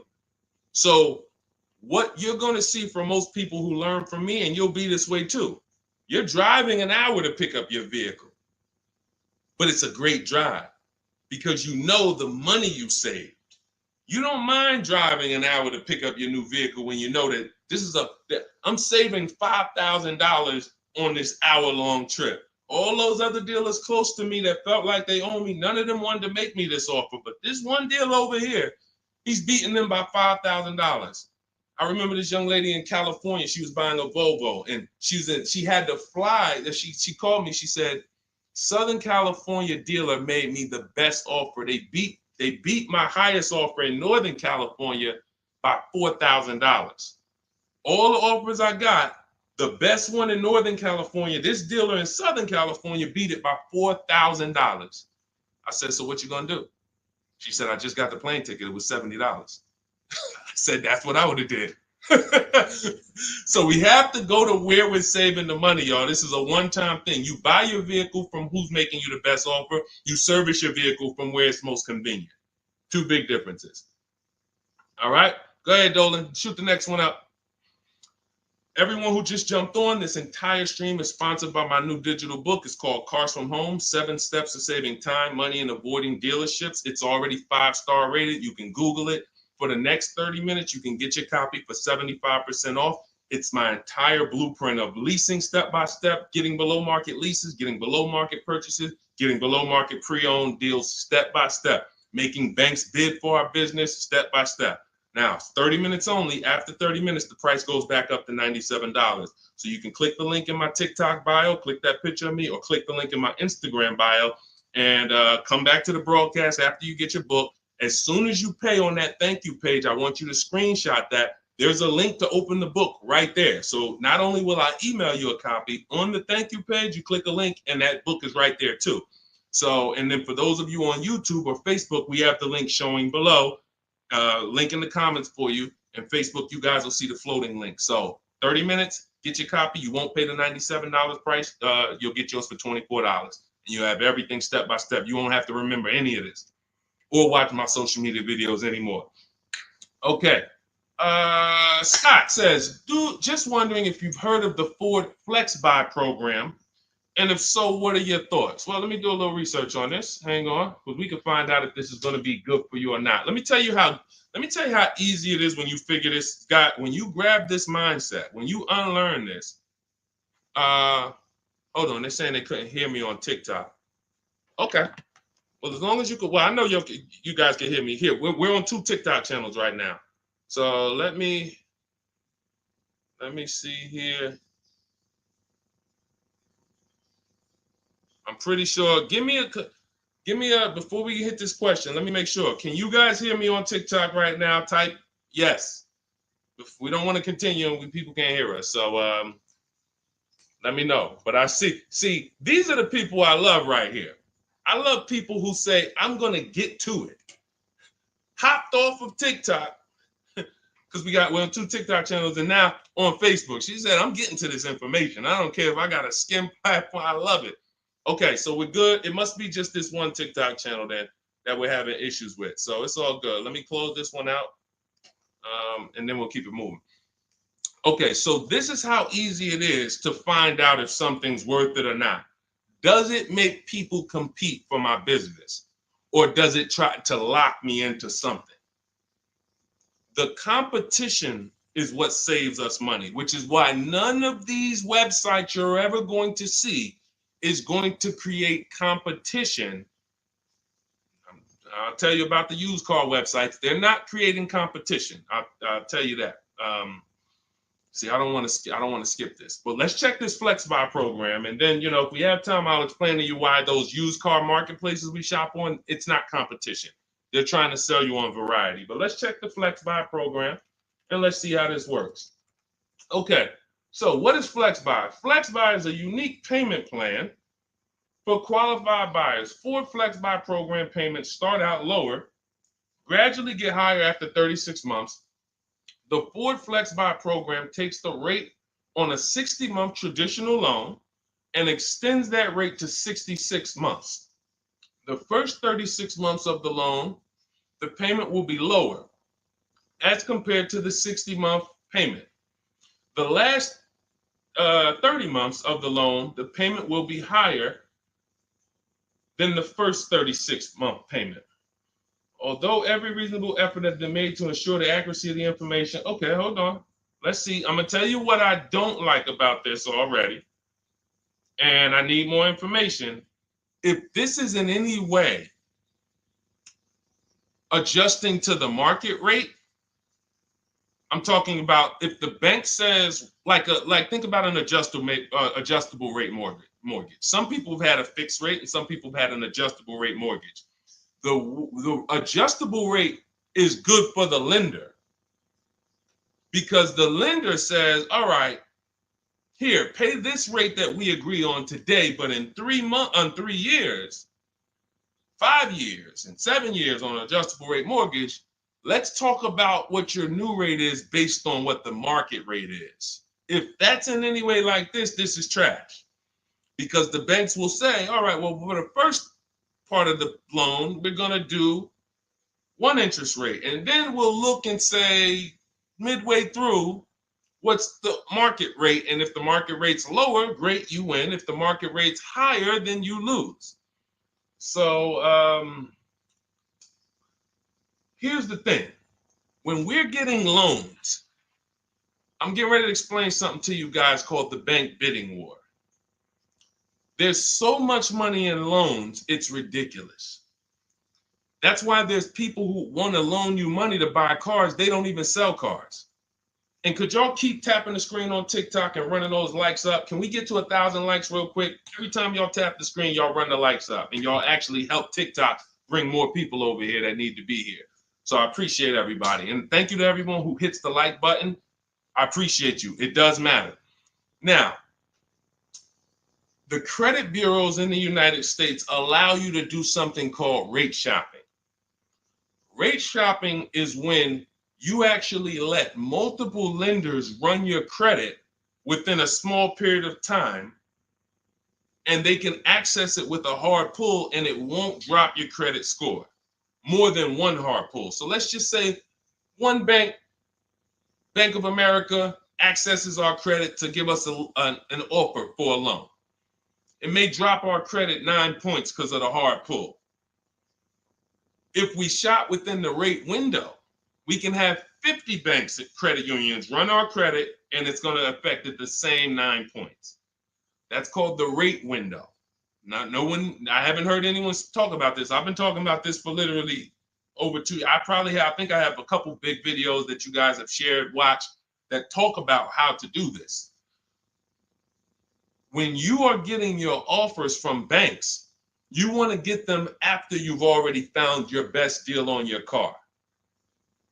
Because once you get your best deal on your car, you have everything you need now to go to the bank or go online, call the bank and get an offer. Who's had a bank tell them when they call for some type of offer, the bank tells you, well, we need you to have a car first. Who's had that happen? You call and you're coming and you're shopping for you're trying to get a pre-approval or something like that, and the bank tells you, well, we need what car are you buying? We need the car details. Well, that doesn't really make sense, right? I'm trying to get the offer so I can go get the car. But in the case of how we do it, we find our best deal on the car, then we come home and we let multiple banks and credit unions fight it out. Fight it out. Because I guarantee if this Flex Buy program doesn't allow you to shop for your rate and compare whatever rate they're going to offer to whatever rate you're going to get, you're going to lose with that program. And all they want you to do is see that, hey, well, we're going to give you flexible payments. They're trying to hook in people who just like, hey, that sounds good. Not realizing, well, if you just got a rate that was just got an interest rate that was 2 points lower, your payment would be $40 less a month.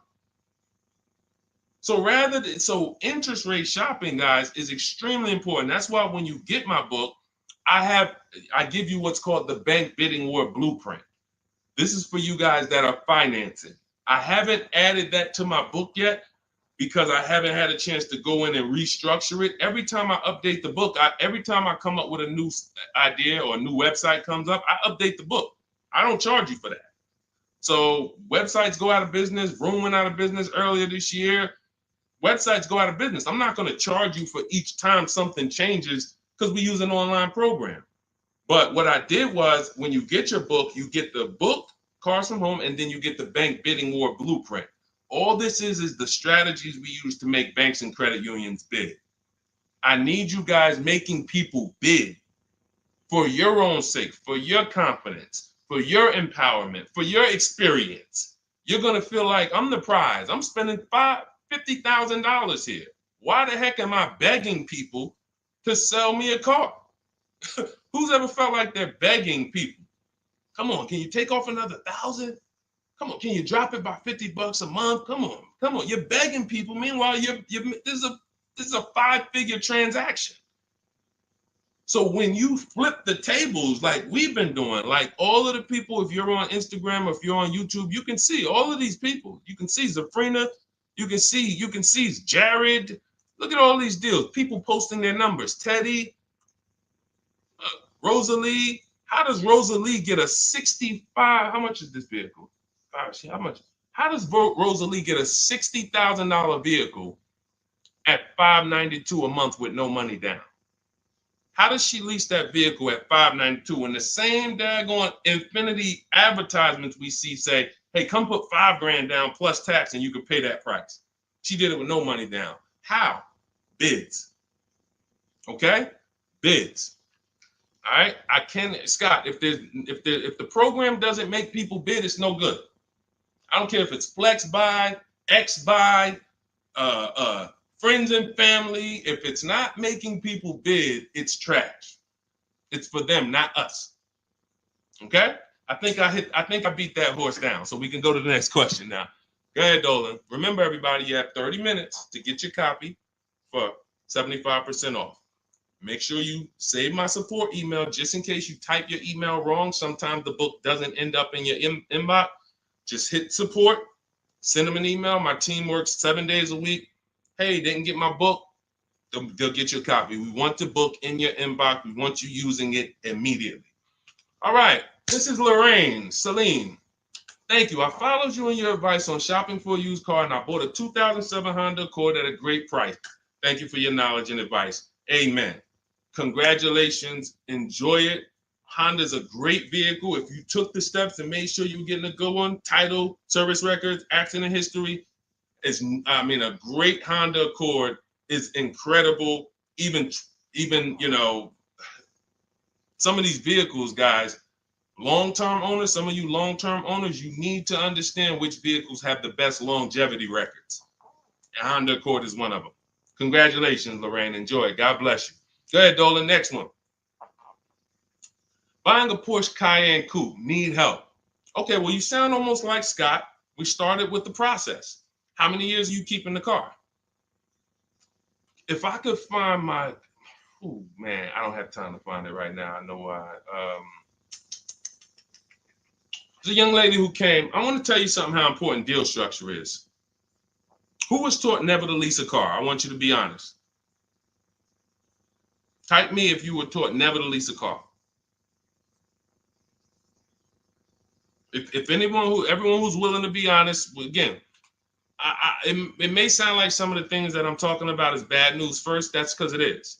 I have to give you the bad news first, and then we get to the good news. All right. So now I see some misconceptions coming out already. I see Wanda. Okay. I see Black F22. He said you never own it. I want you to understand something about what you just said. If you're a person who keeps that car 8+ years, then you can own it. I'm going to tell you why. Cars depreciate like this. Cars drop in value like this. This is the scale. That's why you buy a car today for $40,000. 5 years later, it's worth $18,000 or $15,000. You're losing value. People care about this. You know who cares about this more than anyone? You guys, you know who cares about this more than anyone? Banks. Banks. Banks don't want to own things that do this. Now look, Black is coming with a lot of stuff right now. Let's talk to Black. And let's talk to the people like Black, because Black is somebody who will tell you never lease a car. He just said you're basically renting it. You never own it. Now let's get to the point. I want to show everyone on here. Thank you, Black. I'm glad you're here because we're getting ready to use this as an opportunity to prove a point. Let me take let's look at Ansley's deal he just got leasing. And we'll talk about mileage. You can build lease mileage up to 30,000 miles per year. So it doesn't matter. First thing people think, well, leasing, they limit you. No, you pick your mileage on a lease. You choose the mileage. I've had people who lease 30,000 miles a year, 25,000 miles a year, 18,000 miles a year. You pick the mileage. Now, whether you drive or whether you lease or buy, this is what your vehicle is doing. You're losing money day by day. So when you go and you buy a vehicle, you're losing money day by day. The reason I created the 8-year rule is for you to understand that at some point, you stop losing value day by day. You lose less value. This is what we call beating depreciation. It comes with long-term ownership. But let's look at Ansley's deal so that we can put this leasing versus buying to bed and show you how many of you have overpaid by thousands and thousands and thousands of dollars that you can't get back listening to people who tell you leasing is renting and all of these horrible financial terms. Let's go to the numbers. So Ansley gets a 2024 Infiniti truck. It's a $58,000 truck. If you're watching on Instagram or YouTube, you can see this. It's a $58,000 truck. Guys, some of you know because you've seen some stuff, every $5,000 on a loan is how much per month? Every $5,000 we borrow on a loan, 5 years, is about how much per month?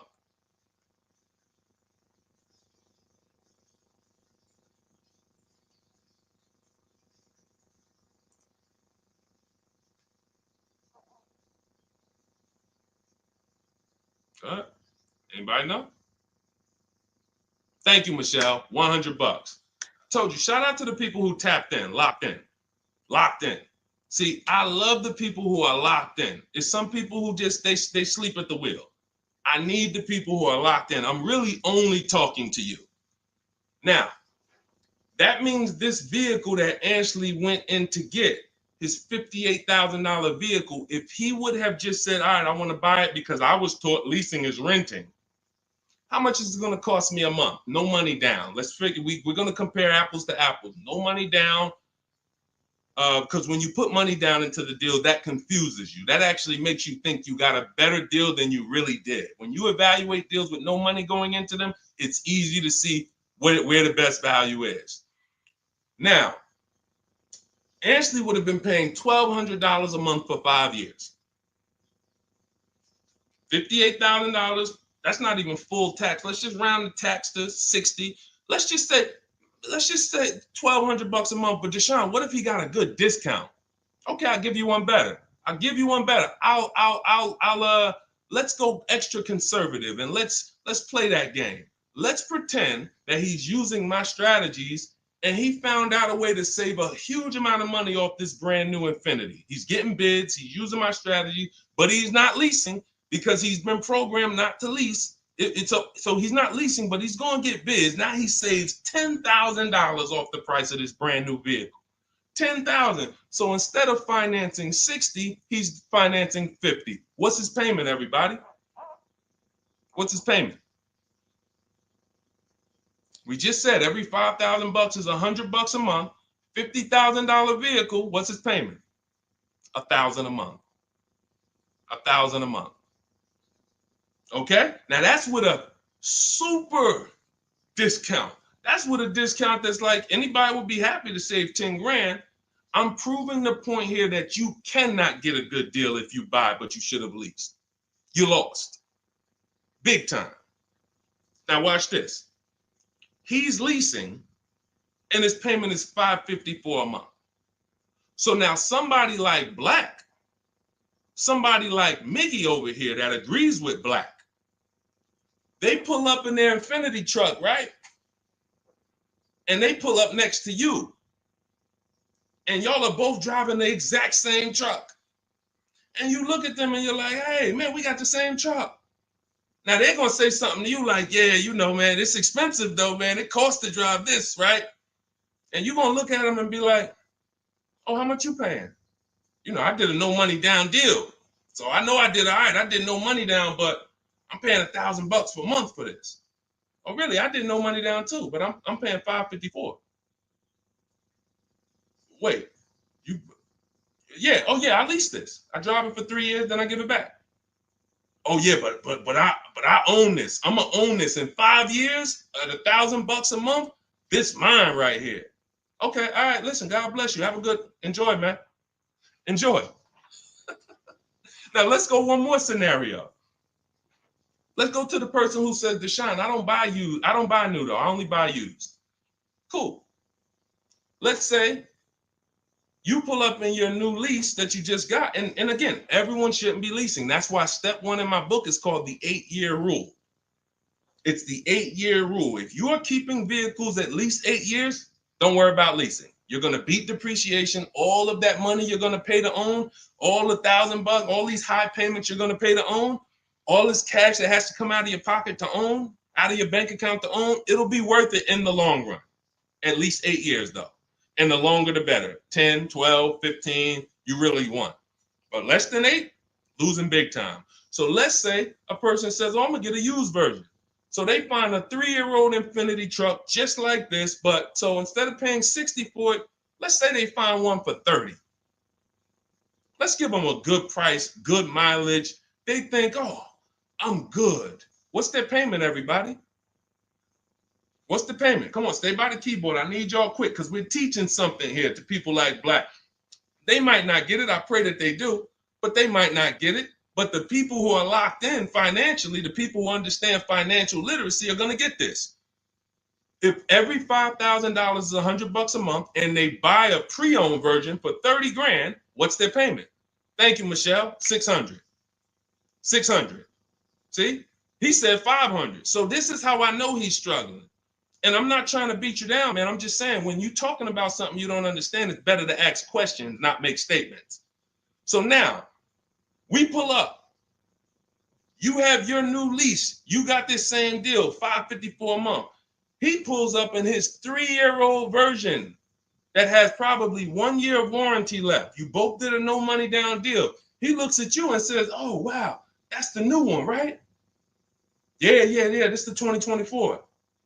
2025. Oh, yeah, this is a 22. I just got this. I got a good price on it. I paid 30. Okay, cool. What's your payment? I pay 600 a month. What you pay for the new one, man? I know that must be expensive. I pay 554. Wait, what? Yeah, I paid 554 for this. No, you put a lot of money down, right? No, I didn't. I gave him $554. I drove off. It's understanding. That's deal structure. That's why when I came and started teaching 3 years ago, I had to teach deal structure. I couldn't teach people to just go in and buy cars, get great prices. If you get a great price, but your structure is wrong, you overpaid. You're driving cars, you're driving older cars with no warranty. And many of people who've been taught to do this, they never even pay the car off. They trade the car in before they even pay it off. They literally, I used to have people walk into the Mercedes dealer and they look at me and say, Deshone, is that the new version? I'm like, yeah, that's the new one. He's like, I got 3 payments left on this. This one, as soon as I pay it off, I'm coming to see you for that one. So this is a person who paid these high payments because they wanted to own. They thought they were going to own. As soon as they get their title, it's like running a marathon. Oh, these high payments, these payments are so high, but one day I'm going to pay this car off. And then as soon as you get to the end of the race, you go start another race. It's horrible. It's horrible. And so that's why we don't move into any other step before we get to the buy versus leasing. That's why it's step 1 in my book. So we can sit here all day and compare numbers. There is no comparison to a person who's getting great lease deals versus a person who's buying. It's not even close. We're driving better cars. We're driving, they're usually always under warranty. We're paying cents on the dollar when you know how to get below market leases. I'm not talking about these commercials y'all see. That ain't nothing. We don't pay those prices. None of these people, look, you think Zafrina, who got a Jeep Grand Cherokee lease, and she paid Look, she's paying $527 a month. She's paying $527 a month. Oh no, that's Teddy. Hold on. You think Zafrina, who's paying $579 a month for a $66,000 truck, is ever going to she's not going to let this bad information get to her anymore. She's driving a $66,000 truck. So again, now let me, before we go to the next question, I'm going to just read some things from Black because he's over here typing. And I do want to give him the courtesy of reading because we just used him as a teaching moment. I think everyone learned. If you just got what I just taught about the leasing versus buying, type $sign. Just type $signs. If you got that point of me, see, no one talks to you about payments. They say things like never lease, always do this, always do that. But they never talk numbers. The reason why we go straight to the numbers is because the numbers don't lie. They say men lie, women lie, numbers don't lie. So when we go to the numbers, shout out to everybody. I see y'all. I see y'all. I see you, Wanda. I see you, Tony. I see you, Michelle. I see you, Megan. I see you, Brenda. I see you, Federico. That's the name of the game, is putting your deal on the right foundation so that you know, again, like I said, banks don't want to own vehicles. Think about that. Banks don't want vehicles that are not bringing income in. They don't want a depreciating asset on their books because today it's worth 40, tomorrow it's worth 39,800, the next day it's worth 39,700, the next day it's worth 39,600. That's what a depreciating asset is.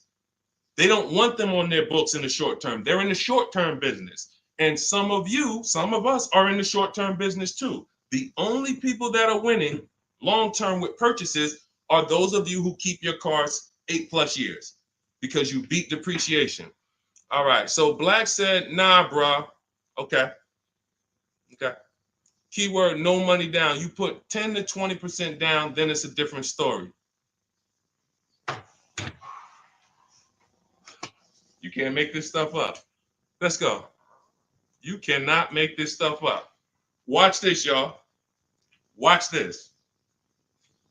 I just compared 3 no money down transactions on the same vehicle. 3. New, used, new lease. 3, no money down. I'm telling people that when you don't put money down, you can clearly see what you're really paying.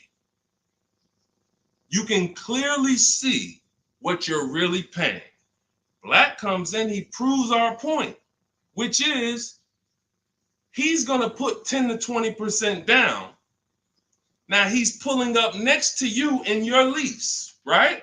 You're $554 a month, brand new, fully warranted, all the latest and greatest features. Now he puts 10 to 20% down on that's $10,000 to $12,000.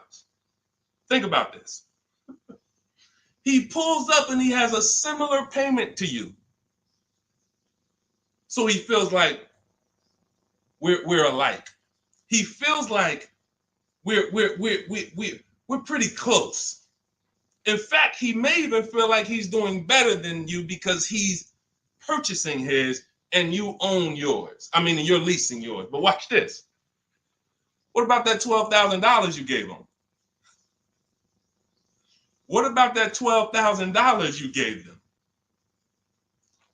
That's how people forget.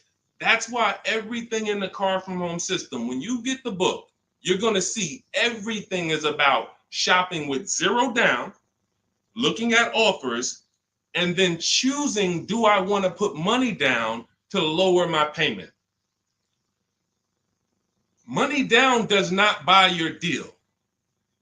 I made a video about this. Some of you have seen it and shared it.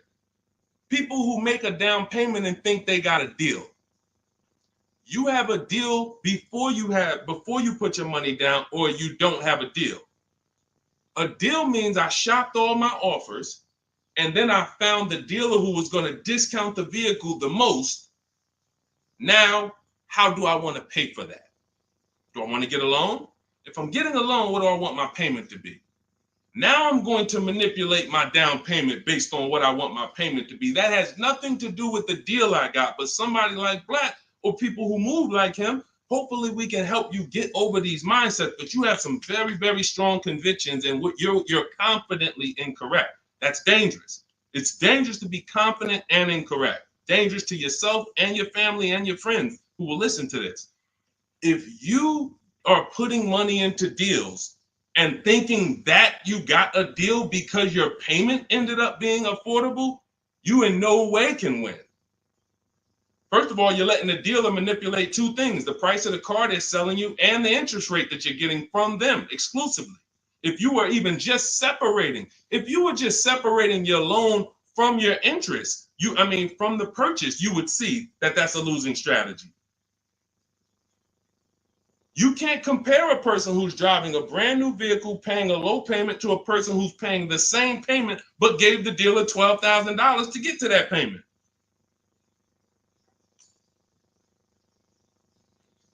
And look, here we go. Now let's get ready for the next question, because Black just said, I believe in the Ramsey rules, not leasing cars, and he's costing you. Now, let me ask you a question. How many years are you keeping your car, Black, on average? And let's just move on from there. We've given you enough, and you've been great. You have been great. I think we have all learned. You've given me a lot of things to be able to teach the audience who's willing to learn, but there is in no way, shape, or form. 3 to 4 years. My man, you are losing like crazy. Look, he's buying cars like this and flipping them. He's buying cars like this and flipping them, coming back. You're spending so much money that I can't even get it across to you because you're not in a posture to learn. You are literally buying cars in their deepest state of depreciation because somebody told you don't lease. You listen to them. You buy the car here. It's worth $40 the day you buy it. You come back in 3 to 4 years to get a new one. They give you $20 for that car. You spent $20 grand. You lost $20 grand in depreciation in 3 years. And you just keep doing that because somebody told you never lease cars and you listen to them. The payments I'm showing you, it's not clicking. The fact that the same car you bought for $40 that you're going to get $20 for, you're paying $40. That's an $800 a month payment. You put 20% down, you finance 30 grand. Now that's a $600 a month payment. That same $40,000 car we're leasing with no money down for $500 a month. No money down. You are spending thousands. We can't help you, man. You got to be willing to unlearn it. You are so locked in, So anyway, but I think, listen, everybody who got it, you understand. That is why leasing versus buying is paramount. You cannot get it. If you are not keeping your cars 8 years, you cannot get a great deal buying. You're going to lose in depreciation. You're going to lose in resale value. When you go to replace that car and you see what it's actually worth and how much you paid over 4 years or 5 years or 7 years, when you compare that to a person who drove brand new cars for that particular same period of time, it's no comparison. And then you have cars with no warranty and all of that. Yeah. Look, Megan said, Black doesn't seem to learn. So to my question would be, could you buy an extended warranty package? Hold on. Why am I getting calls on airplane mode? Sorry, guys. I hold on. Let me put on Do Not Disturb. All right, so go ahead, Dolan. Shoot some. Let's get to Megan's question, and then let's try to go through a couple more. But that was good. That was good, Black. Thank you, because we wouldn't have been able to teach on those points without your questions. Okay, so let's do Carolina on YouTube, and then let's go to we'll hit Megan, and let's go through as many as we possibly can. Hey, I'm new here. I want to trade my 2020 Nissan, and what's the best way to do this, please? Okay, so you have a 2020 Nissan. That's a vehicle that's not 5 years old. First thing you would do, if we were talking, I wouldn't let you buy. Unless you're telling me you're going to keep the next car 8 years, you're losing, because that 2020 Nissan, first thing we want to do is decide whether we're buying or leasing the next vehicle. And as we just said, if you're not keeping the next vehicle 8 years, you should be shopping for below market leases. Then you want to now see what is the most money you can get for that Nissan. We don't depend on a dealer to tell us. You're going to go to these 6 websites. These are 6 websites. You do this in 15 minutes. You're going to find out what that vehicle is truly worth. You find out what your vehicle is worth with offers, not with anything else. Offers. So go to CarMax, Driveway. Write this down. I told you, stay locked in because we do dialogue here. It's not just me talking. Unless you got a notepad, you got to stay locked in and ready. We're going to go to CarMax. We're going to go to Driveway. We're going to go to Carvana. We're going to go to KBB Instant Cash Offer. These are all offer sites. These are people you walk in, they do an inspection, they cut you a check, you're out of there in an hour with a check. They're not trying to sell your car, they just want to buy your car. Driveway, Carvana, CarMax, KBB Instant Cash Offer, Car Gurus, and Auto Nation. 6 offers, 6 bids. That's going to tell you what your vehicle is worth, and that's going to tell you if you have equity or negative equity. Equity or negative equity. Okay? So that's the first thing you need to do. First 2 things is ask yourself, how many years are you keeping the next car? And then do your equity assessment to see, do you have positive equity that could either go in your bank account or negative equity that's going to be carried over to your next deal.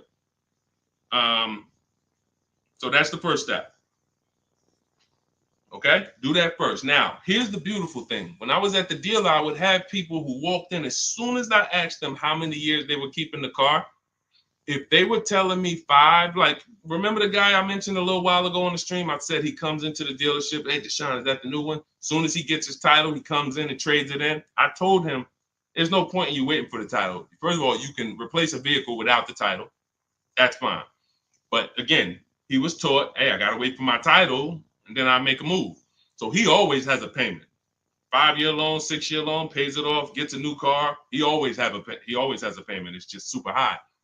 But what I would do if he was listening, if he was open to financial advice, I would tell them, you're going to cash that vehicle out. That means you're going to sell this vehicle. We're going to give you a check for that. So whatever it's worth, 15, 18 grand, it's paid off. That's going to go in your pocket. Now, what he was used to doing was, well, whatever it's worth, don't I have to put that down on the next vehicle to be able to get my payment where I want it? And this was the best news I was able to deliver. This is why, and if you talk to anybody in New Jersey who dealt with me, this is how I've been. I've been the same way. From the minute I started learning about financial literacy when it comes to cars, I was a consultant educating my clients on how to keep the most money in their pocket and drive the best cars. When he would say, well, I say, are you familiar with leasing? And I would ask, how much do you drive a year? And he would say, I think about, maybe 13, 14,000. Say, let's go look at your old vehicle. We look at your old vehicle. We see, okay, yeah, based on what's on the mileage now, you drive about 14,000 a year. Here's what we're going to do. Whatever your car is worth, you're going to put that in your bank account. Let me show you what a competitive lease would look like. I make him the offer. He's like, wait a minute. This is my payment, and I could drive as much as I want. That's it. You could drive the same amount you've been driving. So I'm paying less than I was paying to own this thing? And you about to give me a check back for 12 grand, 15 grand? Yeah. This is what I want to do for the people who have been programmed that buying cars is how you should do it. Again, long-term owners, you should not be thinking about leasing. But here's how I know you need it in your tool belt, because your daughter may not be a long-term owner. Your spouse may not be a long-term owner. Your friend or whoever may not be a long-term owner. See, typically how you do things is how you teach other people to do things. So if you are keeping your cars 8, 9, 10, 12 years, you probably think everyone else is doing that. But your kids or your family members or your spouse, they may want to drive for 5 years and then they're like, all right, this stuff's starting to go wrong. You said the warranty is up and this got to cost $800 to fix, $400. Let's just go get a new one. Those are the people who don't have the values to keep a car long term, and you should not be buying cars for them. They should be shopping for. Now, both cases, you need below market deals, but it does not. But knowing how long you're going to keep the car is how you're going to beat depreciation. So all of this is in my digital book, guys. Everything I'm talking about on this stream is in my step-by-step book. A lot of what we talk about on these streams and in my social media videos is what not to do. My book is about what to do. It's like, do this, do this, do this, do this, steps, check it off the list. Next thing you know, you got below market deals from home. There's only 3 things we go into the dealership for: test drive, have our car appraised, and to pick up a car. We are not there to shop. We're not there to get numbers. We're not there to negotiate. We do all of this stuff from home. So for 30 minutes, if you visited the website already, you'll see the timer, 30 minutes, you can get 75% off your copy. It'll be in your inbox in literally seconds. And as soon as you pay, in my TikTok bio, in my Instagram bio, Facebook, we have a link floating for you. You guys should be able to see the link. And then Instagram, we have YouTube, we have a comment pinned for you guys. You'll have the book, but as soon as you pay, you're going to see the thank you page. It says screenshot this page. You'll see my support team email. Sometimes you type your email wrong. Contact support if the book is not in your inbox in literally 5-10 minutes. Also, as soon as you pay, you see a link that says open your book below. So there's 2 ways I'm delivering the book to you. Right there as soon as you buy, but I'm also emailing you a copy. But sometimes, we fat finger the keyboards and there's a letter off. So make sure you hold on to my support team's email and hit them up. Okay, good stuff. Get your copy. Listen, once that clock hits 0, the price is $97, which is still worth every penny. If I missed it, I go back and look.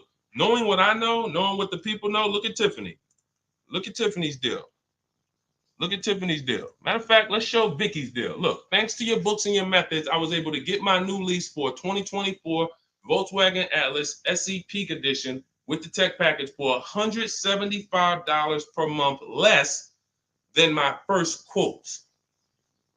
I did it all online except for picking up the car.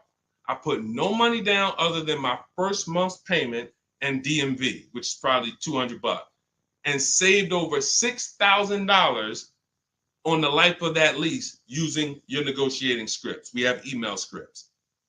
This is what I want for you. I want you guys not just getting cars. Everybody's getting cars. You'll see people posting their car. Oh, I needed an upgrade. Look, get a bunch of likes. Hey, had to treat myself. You'll never see the numbers though. I want you, every time you get a car, I want you just as excited about the numbers you got as the car. And this will make sure you get there. Go ahead, Dolan. Shoot the next one up. Okay, Brandon from TikTok. I've lifted the Denali truck. I owe $6,500 on it. It has 163,000 miles. It needs $3,500 worth of front end work. Should I fix it or trade it? I'm the only owner. I would make sure you get a second opinion on how much it's going to cost to fix. Lifted Denali is going to have a low resale value. But here's the thing: the cost of replacement is always more than the cost to fix. Always more. So if you got a truck, and again, your truck, you got a loan on it. You got a loan on it, 163,000 miles. I teach something: you shouldn't have a loan past the 10th birthday on a vehicle. Now you're going into a lot of risk. There's different boundaries we need to follow. But what I would do if I was you is I would make sure I'm not spending more than $3,500 unless I'm getting multiple mechanics to give me an offer. But I would see, what does it cost? What's the lowest I can pay to get this truck running? What if you pay $3,500 and it runs again for another 3-4 years? All day long. Because to get a new vehicle, $3,500 is coming out your house in probably 6-7 months. Which would you prefer? $3,500 one time and I could drive this thing for another 3 years problem free? Or $7,000 or $10,000 a year that I'm going to pay to get a new truck?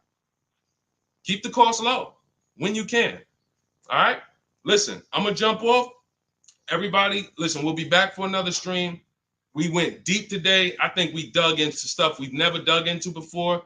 Thank you to Black for, bringing some information to us that allowed me to teach and help you guys unlearn. Everything you need is in my digital book, Cars from Home, 7 Steps to Saving Time, Money, and Avoiding Dealerships. Normally $97. It's 5-star rated. You can Google it. You can see all the reviews people wrote using it. But you won't pay $97 if you get to my TikTok bio or my Instagram bio before that 30-minute countdown expires.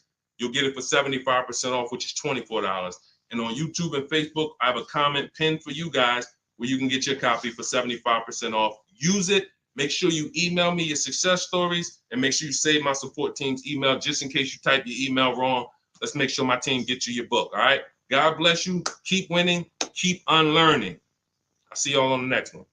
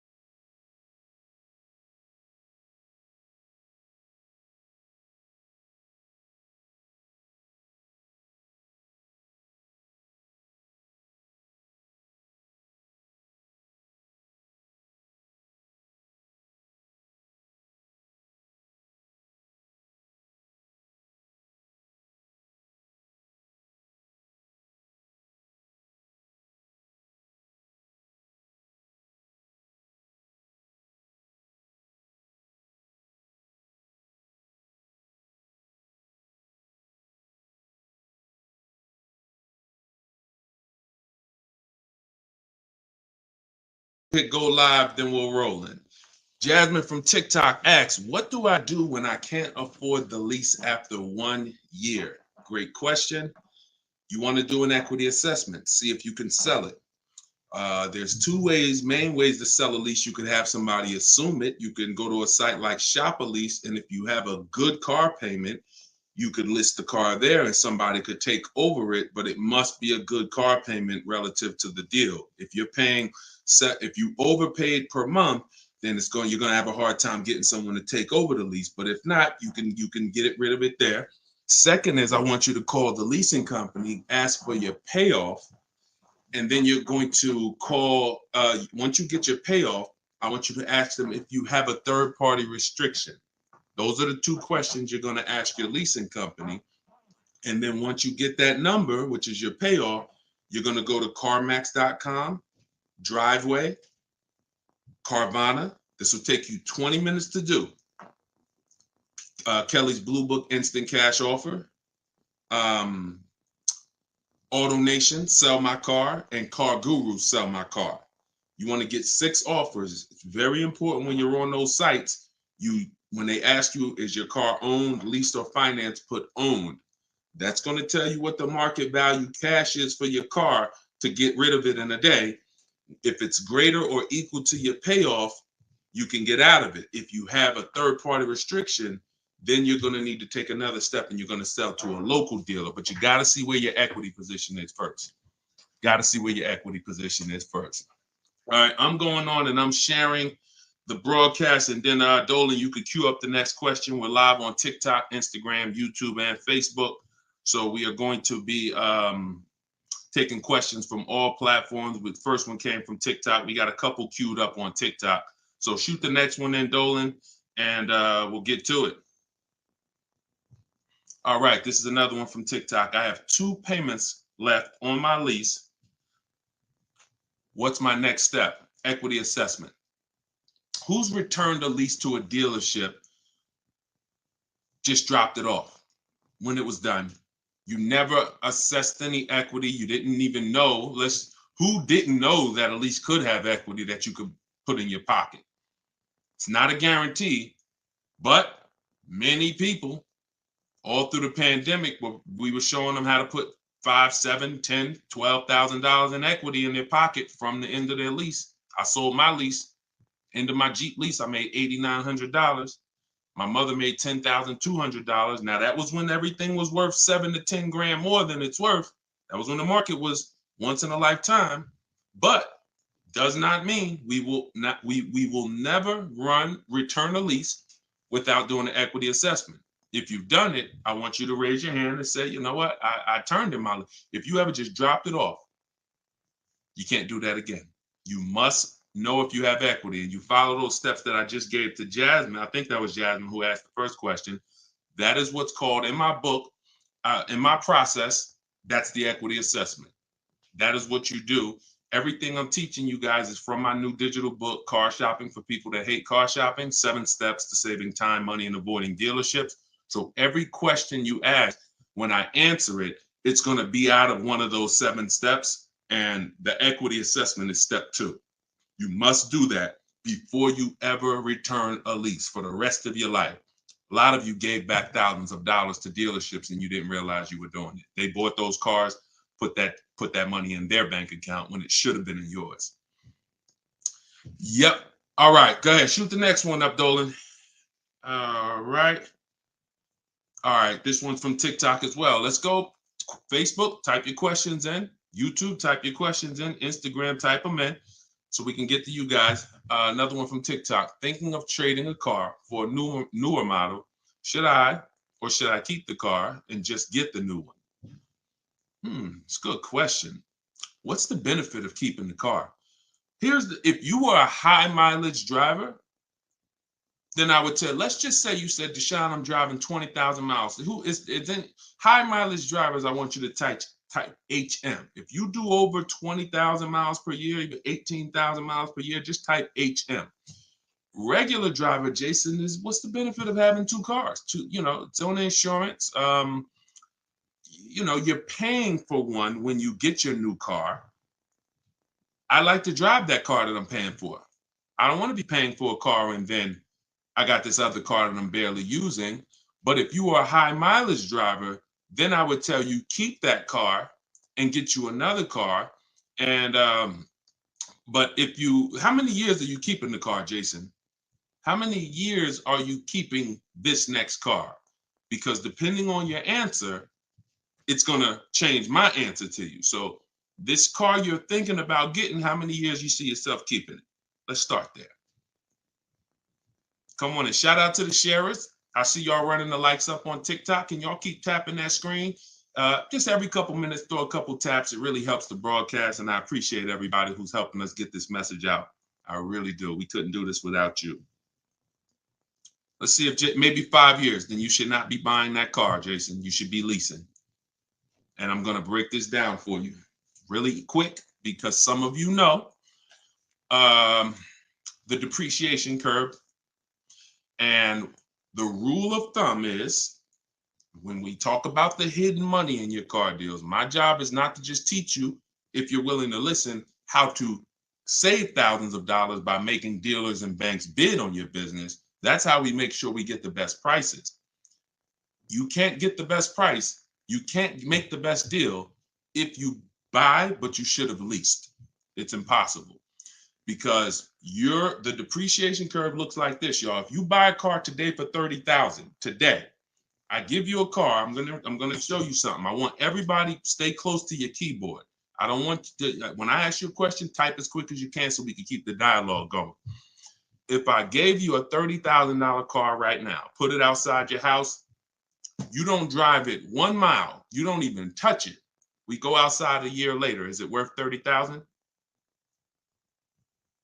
You didn't drive it 1 mile. You said, Deshone, I don't need the car, but I'm leaving it here. It's yours. You don't drive it 1 mile. Is it worth $30,000? No. So that's your first intro into depreciation, the unseen expense. Let's go a little deeper. If you put 10,000 miles on it, it's worth less, right? If you put no money in it, if you put no mileage on it, it's already lost thousands. If you put 10,000 miles on it, it's worth less, right? High mileage driver, let's say you put 20,000, it's worth less, right? Now what you're seeing is the expense you've been taught not to see, which is depreciation. It has nothing to do with car payments. It has everything to do with that. We've heard people say, oh, cars are depreciating asset, cars are depreciating. What does that actually mean? I'm showing you what that means. I'm showing you what that means. When you're buying something that goes down in value, you have to look at when it's going down, when is it losing its most value, and your goal should be to avoid replacing it while it's losing the most value. How many of you have a car outside right now, outside your house? You've had it for at least 8 or 9 years. Type the number of years you've had it. If it's more than 8, don't type 3, don't type 5. For those of you who have a vehicle outside right now and it's been in your home, in your household for at least 8 years, I want you to type the number of years. All right, we got Jason 10, we got 13, we got 8, we got 20, we got 14. Okay, so we got 10. This is the leasing versus buying question, and there's nothing more important than this to the foundation of your deal. Because if you choose wrong, you cannot get a great deal. And if you're new to this, then lock in for the next 5 minutes, and you're going to understand why. The people, those of you who said, Deshone, wow, Jazzy's 20 years.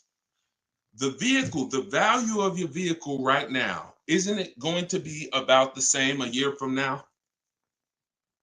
Everybody who just typed, look at the, and I want y'all to pay attention. If those of you who are like, Deshone, I never keep a car, you might be saying, looking at these numbers and saying, Deshone, I would never keep a car that long. It's not for me. It's not in the cards for me. It's not my style, not my habit, not interested. Perfect. Pay attention. 12, 20. So all of these people, your car will be worth next year about what it's worth right now. What does that mean? That means you have avoided the depreciation. You've won.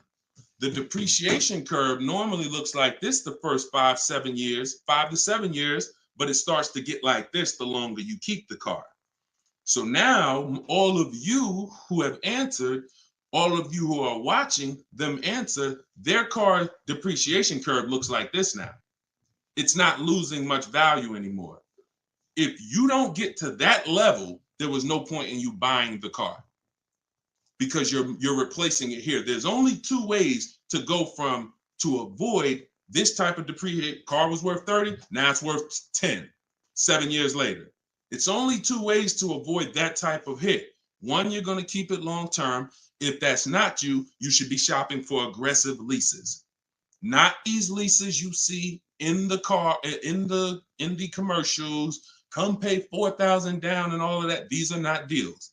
Aggressive leases are below market prices and they're pennies on the dollar compared to what you've been paying.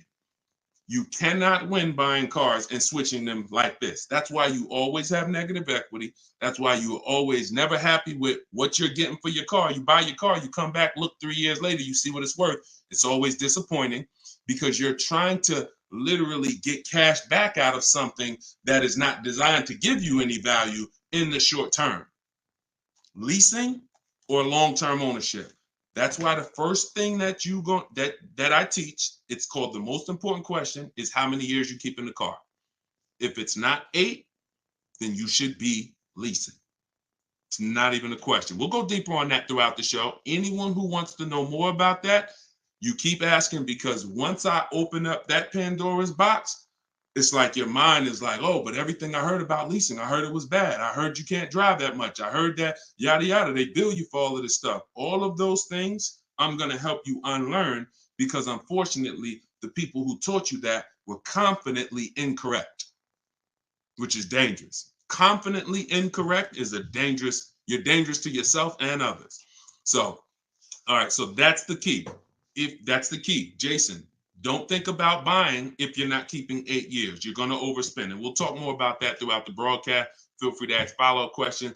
Go ahead, shoot the next one, and I'll go as deep on that subject as we need to for you to understand it. It'll give you some lease comparisons. You'll see what great leases look like, and you'll see how there are pennies on the dollar when you know how to get great lease deals. And that's the way you avoid the depreciation. Only 2 ways. Great lease deals, long-term ownership, 8, 10, 15 years. That's it. 2, 3, 4, 5 years, you can't avoid the depreciation buying. You just can't. You're going to lose thousands every time. Go ahead, shoot the next one up, Dolan. We're keeping the questions coming in. We're live on all platforms, so just keep typing. I'm going to try to get through as many as I can. We got a lot of questions coming from TikTok. All right, let's go. Should I put money down on a lease that I'm about to turn in? That you're about to turn in. I'm gonna assume you meant, should I put money down on the lease that you're about to get? So check it out. Here's how you shop all your lease deals from now on. there's one thing that I never want you to say again. It's really two things, but in this subject, the other thing is trade. This is down payment. I want you to eliminate the words down payment from your vocabulary because it's been used as an opportunity to get more money out of you. Who's ever went in, thought you were making a car deal, you thought you were going to put maybe $1,500 down, and then somewhere down the lines, these hidden things come like, oh, well, you got the taxes and fees, and then you end up putting more down than you thought you were going to. Has anybody, that ever happened to anybody? Hit the raise your hand emoji or just type me if you've experienced that. You thought you were going to be putting this down. You might have gotten to the finance office to sign the paperwork, and now you got to come up with another 500 or 1,000 or the taxes or the fees or whatever it is, right? So I spent 14 years in the car business. For those of you who don't know me, I've seen the way we call them the 80%. 80% of people shouldn't be in the car business. They're overpriced. They'll sell their grandmother the highest price car. It doesn't matter. They have no integrity, very little morals. We don't buy from them. What you need is to learn to avoid them, and you also need to learn to find the 20% who beats them all the time. So when you shop your car leases, you are always going to shop. You're no longer going to say down payment. You're going to say this: total out of pocket. Total out of pocket. See, total out of pocket means that's what I'm giving you and no more than that. You'll see the difference. Down payment can be, that's my down payment, but what about my taxes and what about, so that gets convoluted. When you start using, hey, I'm only doing this total out of pocket, it's hard for them to switch it up, especially when you're adamantly aware of what that means. This is all the money that I'm putting out of my pocket. You could also say do it signing, but total out of pocket is probably more of a universal term.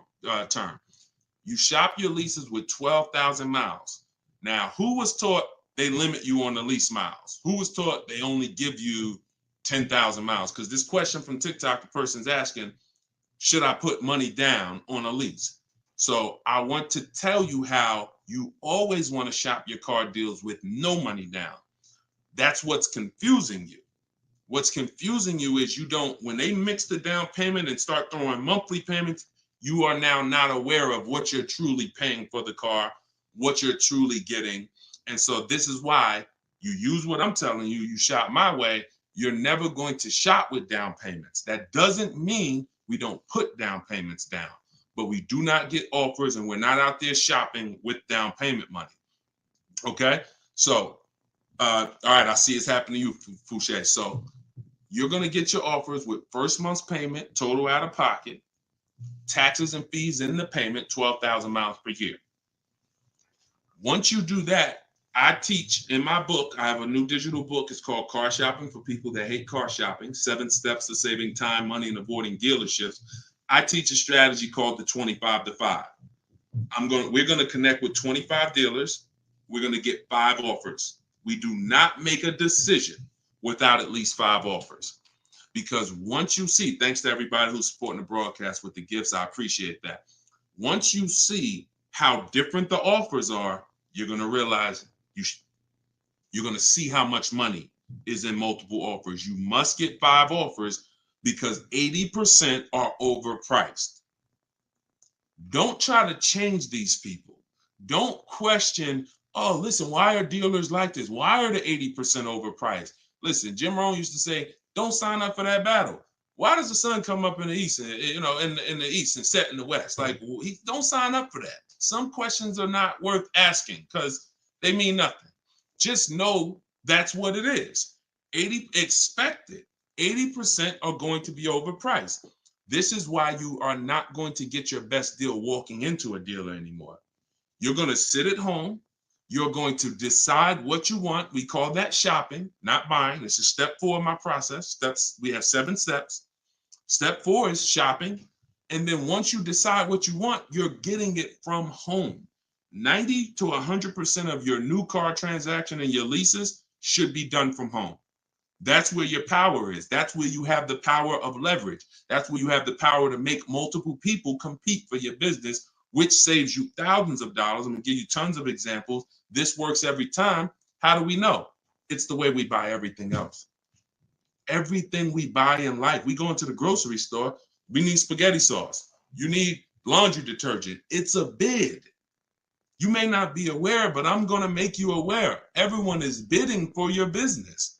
Hey, look over here, Prego. Hey, this brand, Classico. Hey, we're on sale this week. Hey, we have the best. Y'all see what I'm talking about? Everything that we buy, especially expensive items, but even low price items, companies are competing, except in car dealers. They've trained you. They've trained me. If I wasn't in the business for years, I wouldn't know, to focus on one place and think we all have the same pricing. They made you think Nissan, we're a Nissan dealer, we're all the same price. So you might as well not even go anywhere else because we're all the same price. No, we're not. No, they're not. So when you start shopping multiple offers, you can do it by phone. I like to use email. I like to do everything copy and paste by email. But when you start getting multiple offers, you're going to truly see where all the hidden money has been, and you'll see how many of these dealers are overpriced, which is going to just make you say, from now on, I'm definitely shopping online. So but you need to do it correctly. There's some information you must give a dealer in order to get quotes online. And most of you don't know that. That's why you're having problems getting quotes, because you're not giving the dealer what they need to get quotes. So we'll go deeper on this throughout the show. But this is what we're talking about, y'all. This is all in my book. In my book, you have the 7 steps laid out. You could cue the next question up, Dolan. And for our launch, you can get it for 75% off. The book's normally $97, but for our welcome offer, our launch, I said, you know what? We're going to do 75% off for 30 minutes. So when you go to my TikTok bio, you click that link. There's a button that says, get my new book, 75% off. You get yours. You won't pay the normal $97, but it's only for 30 minutes. Once that timer goes down, you go back up to 97. Same thing on Instagram. It's in my Instagram bio. And then we're going to put the link here for you guys here on Facebook and YouTube. All right, go ahead. This one's from Instagram. If I'm keeping a car under 8 years, I like y'all using this 8-year rule language. I like that. I like what I'm seeing, y'all. Y'all really this is really absorbing. If I'm keeping a car under 8 years and will definitely go over the miles, how do I lease cost effectively? You choose the right miles. You never. I was at Hyundai. And I experienced most of what I'm teaching, I learned through being in the dealerships and just watching, paying attention, asking questions, seeing bad situations, and then asking questions to make sure I could help people avoid them. I was at Hyundai. I was a manager for 6 weeks there. And this guy came in and he was returning a high mileage Hyundai lease. It was the first one that I had really saw that I could remember. He brought it back. It had 70-something thousand miles on it. And I was just like fascinated. I said, you lease this? He said, yeah. All I do is lease. He said, man, I'm in sales. I used to buy these cars. You know, I was putting so much money in the cars, all this negative equity. And it was just like, I hated it. He said, once I got exposed to the high mileage lease, I never looked back. I drive this thing 20-something thousand miles a year, 3 years, I drop it off, I get another one. And so I said, okay. Because I had also experienced high mileage people coming back with lots of miles, but a lot of negative equity with it. Hey, Deshone, I'm looking to change this thing. How many miles you got on it? I got, 180. It's all highway. And then you look at what you owe, high mileage drivers. And I'm like, God, man, it's going to be hard because you got all this negative equity. So once he exposed me to that, I looked at his payment and I said, man, he's only paying a couple dollars more, $150, $200 more per month to have all the mileage. That $150, $200 a month is a lot less than the depreciation hit that he's taking. Again, going back to the unseen expense. We already said, we park a car outside your driveway tonight, it's 30 grand. Next, I asked everybody on here, is it worth 30,000 tomorrow, a year from now? If you don't drive it, everyone unanimously said, no, it's not. So even without mileage, it goes down. When you do regular mileage, it goes down more. Somebody doing 25,000, this is how you're destroying the value of your car. But at the same time, the loan is still staying high. So once I saw that you could avoid that with a high mileage lease, that became part of one of the strategies that I teach for high mileage drivers. This is only if you're short term. Pay attention to what Maddie's question said. If I'm not keeping it 8 years. If he was, there's plenty of cars that you can keep 8 years and just put a ton of miles on it. You're not worried about trading them or selling them because we don't trade. You're just going to get the maximum value out of it. In his case, he knows he's not keeping it 8 years. How are we avoiding the short-term depreciation? You do that with a high mileage lease. Second strategy, Matt, this is also in my book. I have 2 strategies for short-term high mileage drivers. That's one way. Shop for your lease, 12,000 miles a year, identify the best bid, and then once you identify the best bid out of 5, you have them adjusted to a high mileage lease.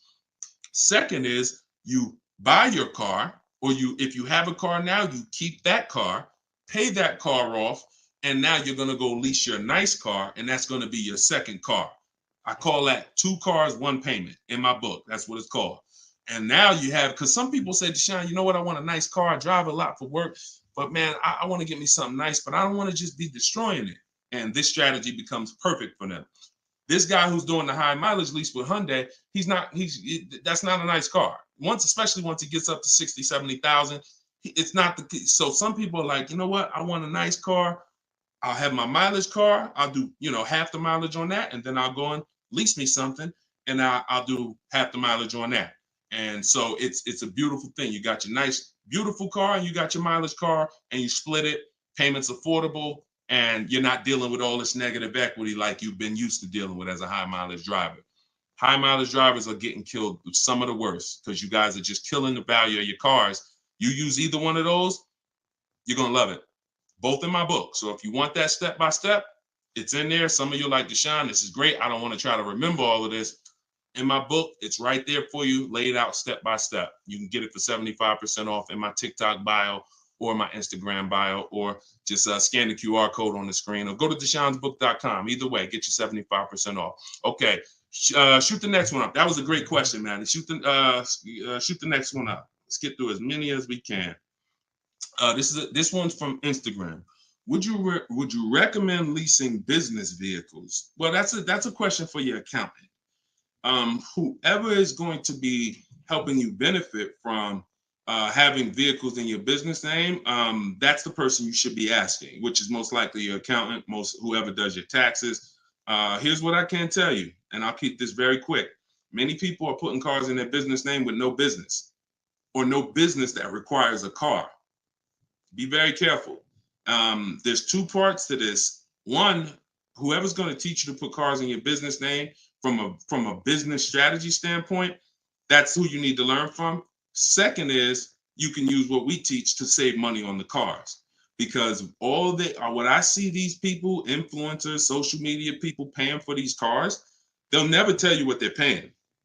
And they go and they re-up their cars like crazy because they need it for their brand. The money they are losing, most people can't afford to lose. But unfortunately, they're desperate. But get the strategies, get the structure. I used to have people all the time ask me, Deshone, do you teach Toro and all of these, I said, look, I don't, but you need 2 people. You need me, because I'm going to teach you how to buy the inventory at below market prices. You need the business person who's going to teach you how to legitimately do the business, inventory and all of that.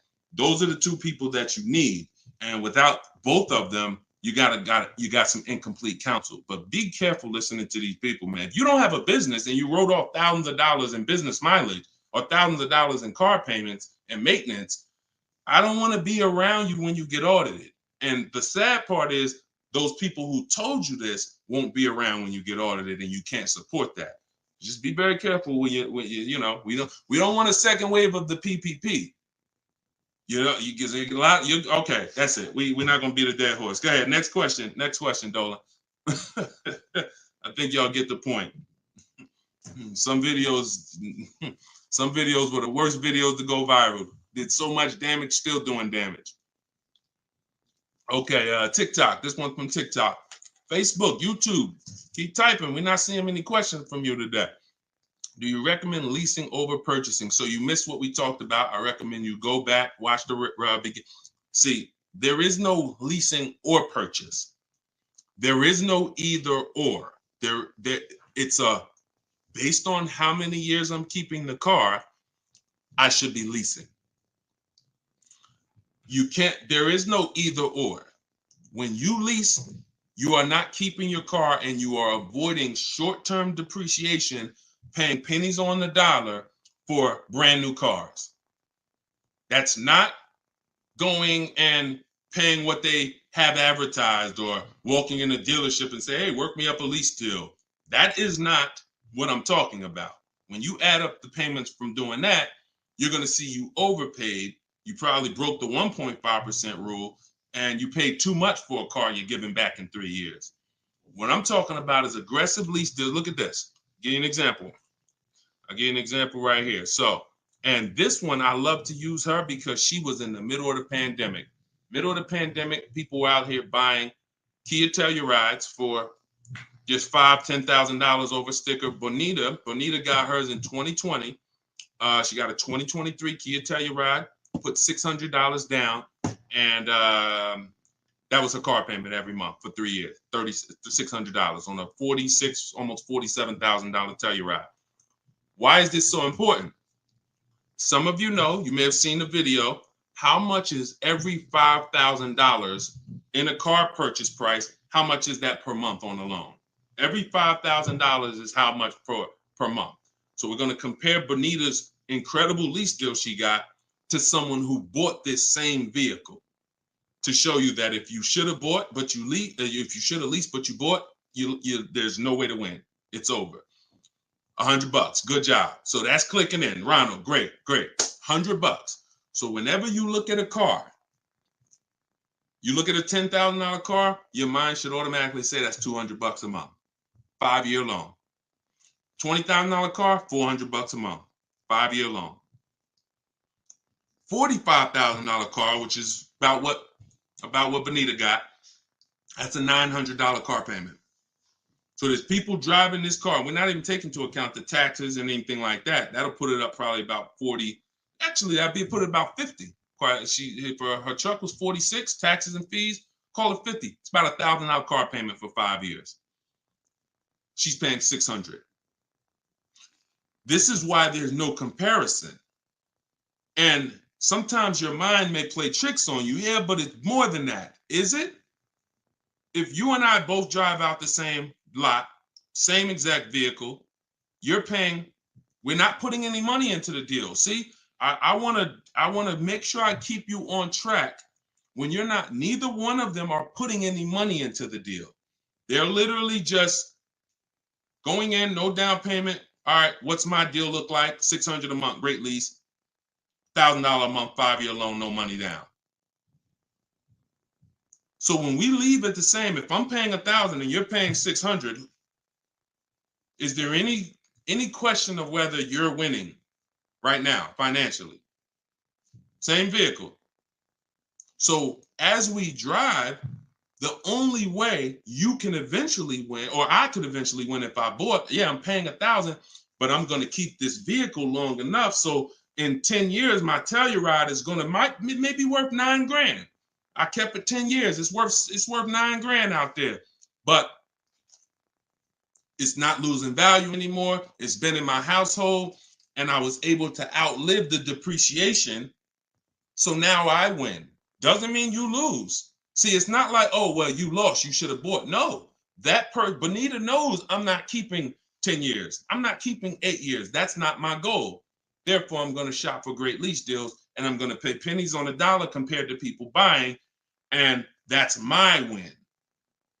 So there is no should I buy or should I lease? Do you recommend leasing over purchasing? I recommend leasing when you should be leasing, which means you're not keeping your car 8 years. I recommend buying when you should be buying, meaning you're keeping your cars 8 years. You're going to outlive depreciation, pay it off, and have a car that is not losing value in your driveway in 8, 9, 10 years. That's when both people win. And if you're stuck in the middle, then what I recommend is you get out of stuck in the middle because you're losing tons of money. Get out of being stuck. Buying leases out, buying loans, straighten them in. Get to one, choose a side. I put 2 good sides in front of you. Choose a side. All right? Good question, though.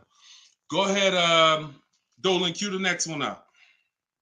This was good, man. Wait, let me make sure. I'm trying to make sure I'm sharing all of this. Shout out to the sharers. Everybody getting value out of this? Type $ if you're getting value out of the show.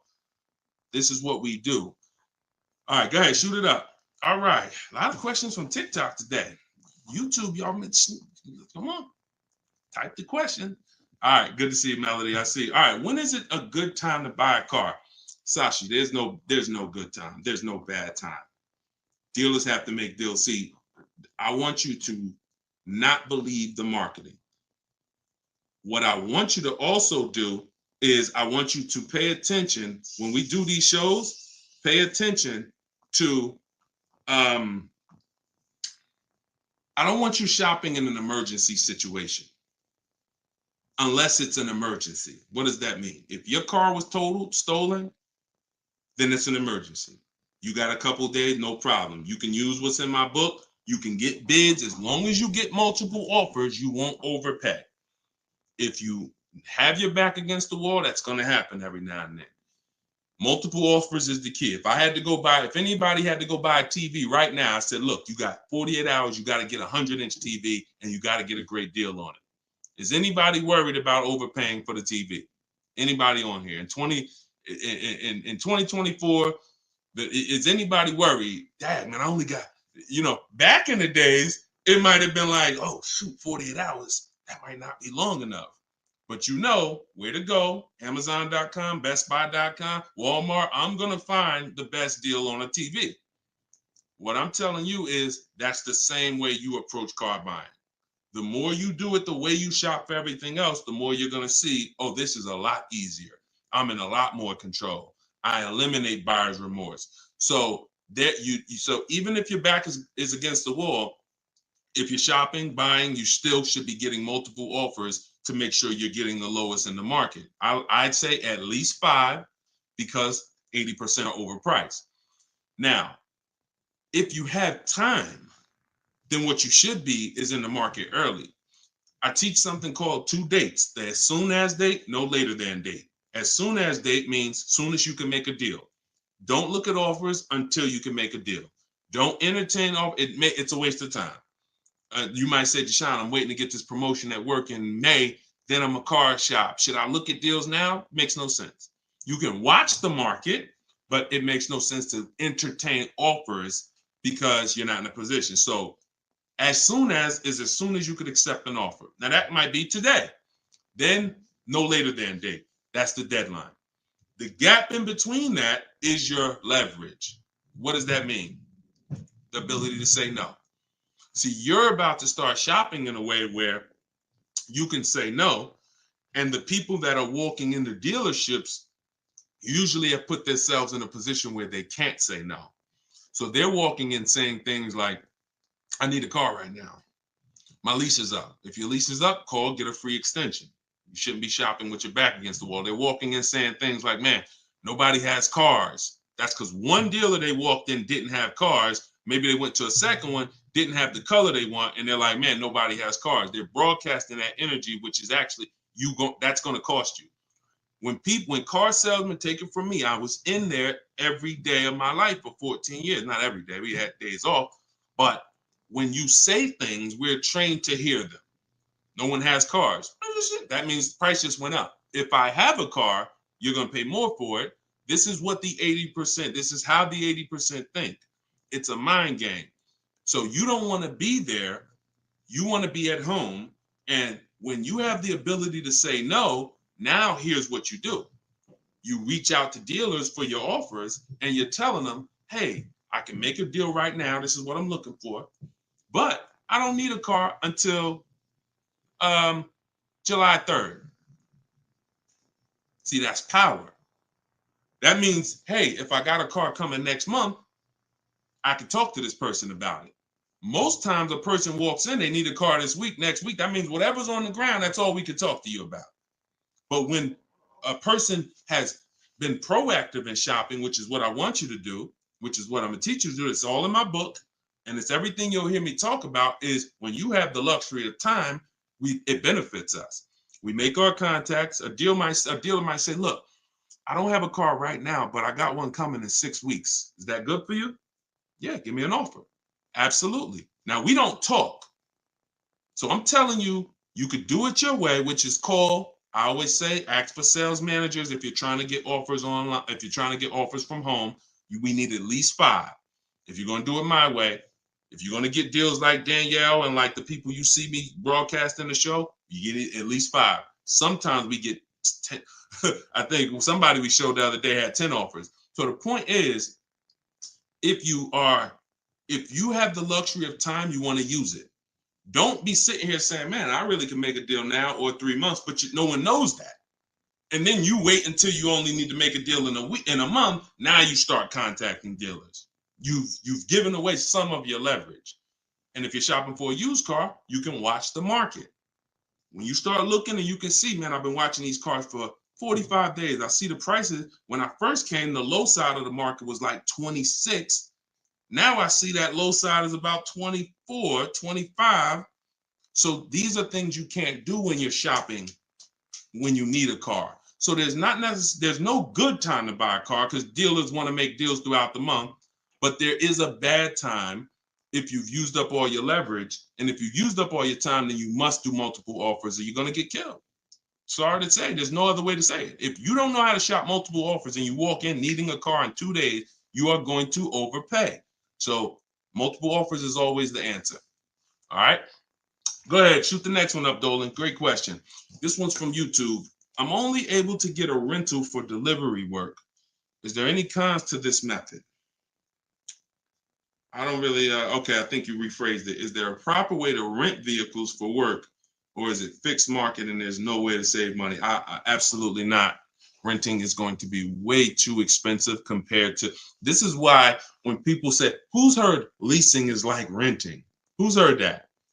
Type the raise your hand emoji or type me if you've heard leasing is like renting. It's one of the most ignorant statements that there's a lot of ignorant statements made about leasing, but that's one of them. Renting is expensive. Renting, you don't get a lot for your money. It's usually a short-term thing, 1 day, 1 week. You know, maybe if you had an accident, cars total 30 days. It's not meant to be long-term. So what I would tell you is if you were renting a vehicle, I would tell you try to go on Turo, try to find somebody who's willing to rent to you, possibly on a long-term basis where it's not going to be as expensive. Because I'm guessing if you're renting, there's a particular reason for that.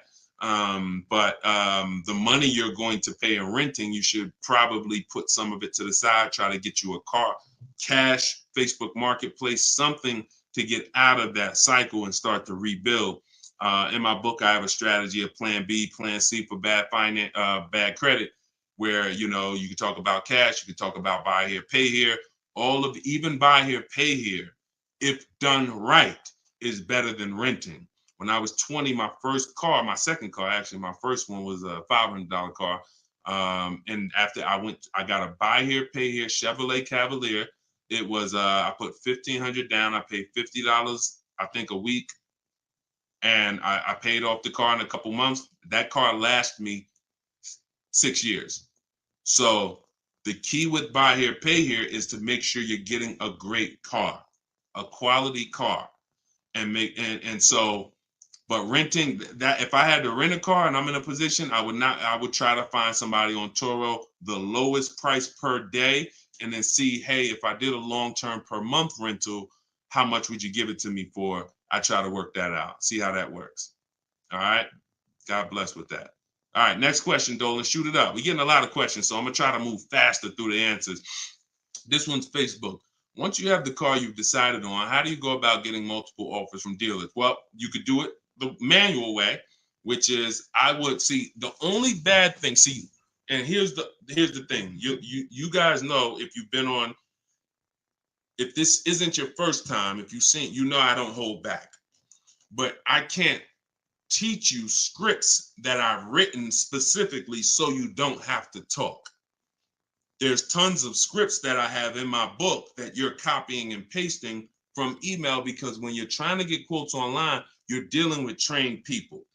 And unfortunately, those trained salespeople are dealing with untrained customers that are not giving them what they need, not giving them the information. So 9 times out of 10, they assume anyone online doesn't really know how to shop online. they're defensive and they're not even going to give me what I need to make them an offer. That's why I keep trying to get them to come in. So when we do our copy and paste, we're giving them what we need. And that's the only reason I say I can't explain that to you. The only way to use that, like, all right, there's scripts for everything. There's 3 levels of contact when we're contacting online. This is my 25-to-5 strategy. You're using this for new cars and leases, not used cars. Different strategy for used cars. New cars and leases, you're using my 25-to-5 in the book. And what that is 3 contacts. First, we got to let the dealers know what we want. We contact 25 dealers online with a copy and paste template, tell them what we want. We need to tell them what we want. We need to tell them what our deadline is as soon as we can buy a car, which would be today, because we don't contact if we can't buy today, and then our deadline. And now you're going to have responses. Hey, when can you come in? Hey, when can I? Hey, when can we have a phone call? Hey, whatever. So because I used those scripts, I was able to write responses. I had to use those same scripts. Hey, Mrs. James, thanks for the inquiry. Hey, when we have I'd love to help you with this. I have a car. What would be better for you for us to talk? 1 p.m. or 4 this evening? I had to use those scripts. So I was able to write the responses to them. So we copy and paste. Now, the key is whether you're doing it that way or whether you're calling, the first key is, do you even have a vehicle I'm interested in that matches what I want? So in that initial contact, we're telling them exactly what we want. Color choices. Hey, I'm open to black, blue, gray. I'm open to a sport model or a touring model. I'm open to this. Like, this is what I like. You have to tell them that, or there's no way for them to search the inventory and get you and even see if there's a match here. So once we do that, that's your first thing. Do you have a car? Now, the benefit of doing the 25-to-5 is we're shopping out of 25 dealers' inventories. So we're giving ourselves the absolute best shot of finding something where we don't really deal with, oh, I went to this dealer, they didn't have a color I want, they didn't have the trim I want. If we contact 25 dealers and there's no inventory, that means they're either in between model years, which means, okay, maybe the 24s got sold out, 25s haven't come in yet, we're on that bridge, or it's a rare car, hasn't come in yet, or it's a very rare car. See, that's different than you believing the car is rare because you visited 1 or 2 dealers. Once we contact 25, if the color, we're reaching out for a pink one and the dealer is saying, hey, we don't really have that color, that's when we know. So shopping out of 25 dealers, we get the best shot. We're trying to find who has a car. Second thing we're going to do now is we need to send a quote request. When we send our quote request, we're telling them what we want. If we're buying, we're looking for all cash price because we're not doing taxes. We want a bottom line price. And we're getting that from at least 5 to 7 dealers. Because when you shop correctly, remember this, when you truly have shopped multiple offers correctly, you're going to see at least a $3,000 to $5,000 difference from your lowest offer to your best offer. I've been working with people around the country. We're 2 million followers. We have 1,700 people we've worked with personally since 2021. That is the consensus. 3,000 to 5,000 bare minimum. And in fact, some of you who are looking for higher price cars, you look at somebody like Kimberly. Kimberly used multiple offers. Her Maserati she was shopping for, she picked it up a little while ago, $86,961 vehicle. They offered it to her for $66,261. Deshone, that sounds crazy. She saved 20 grand. Actually, 20,700 on that offer. So now you never can pick. You don't know where the bottom is. She didn't go in saying, if I can't save 20 grand, I'm not getting it. That's not how we go in. We go in, we do multiple offers, and we let the bottom reveal itself. We don't choose the bottom. All right. So once we do that, we're getting our quotes, and there's going to be a lot of people who try to stop that. Hey, we only do business in person. When can you come in? So you need scripts to respond to all that if you're going to do it fast and shop like we shop, 60 minutes, 90 minutes. But if you're going to do it manually, then you can call sales. You can ask for sales managers and try to get them that way. But do not make a decision before you see at least 5 offers. 5 to 7 offers. Nobody who's listening to me will ever buy a car without seeing 5 to 7 offers, new cars and leases. Never. Too much money at stake. All right. So that's how we do it, Damon. That's the intro. And that's the only reason why I can't go deep on my 25 to 5, because it's totally internet based. We do it 60 minutes. So everyone who's like, Deshone, I want to use that. It's in my new digital book, Car Shopping for People That Hate Car Shopping. You can download it in my TikTok bio. You get it for 75% off as part of our launch. And it'll be in your inbox in 5 minutes. Same thing with Instagram. Go to my Instagram bio. You got 30 minutes before it goes back up to $97. Get your 75% off. And I'll post a link. Cue the next question up, Dolan. I'll post a link again for you guys here on YouTube and Facebook. Here's the emergency link. All right. This one's from Facebook. We got another question from Facebook. Hey, I'm in the USA, originally from Canada, and no credit in the USA as yet. Should I buy a used car with cash or a new one? What I'm afraid they'll give me a high rate. What do you think best option? Hey, if you got the ability to buy a used car cash, that's what I do. I'd get a great car, spend as little as possible on it, Facebook Marketplace, because I'm not looking, if I can, to go into a high interest loan when I can get me a car and then I can build my credit. I want you to follow Haley, somebody named Shonda Martin. Her brand is called Road to 750 Plus. She's very similar to me in that she does these Q&As all the time. She's live. She's a genius. She's clearly studied for many, many years to understand. And even me using her thing, her strategies, I've added at least 80 points to my credit just from things I didn't even know.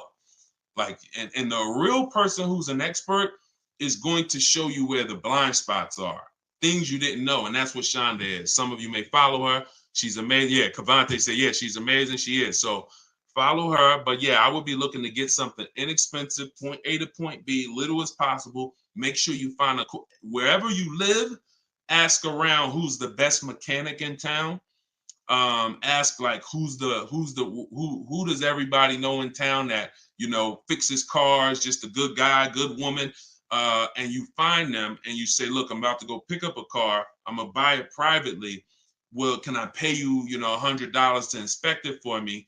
Get yourself an inexpensive car, and that'll give you the ability to be on the road. At the same time, you have the ability to have the time to invest in your credit. So when you're ready to make a power move where credit's concerned with a car, be it leasing, financing, you're good.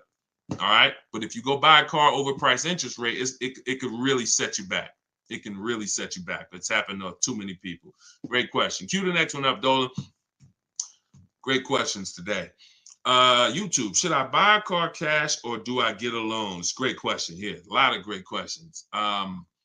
This is a matter of, look, nothing that I teach is really one size fits all. That's been the problem. 8-year rule, absolutely. If you're not keeping 8 years, that is one size fits all. That's why it's called a rule. You should be leasing if you're not keeping your cars 8 years. If you're buying, you should be keeping them more than 8 years. But when it comes to the cash or loan, here's what I've experienced. And the people who pay cash or don't pay cash, this is kind of what weighs it for them. What are they doing with, what are you doing with your money? Is your money making you money?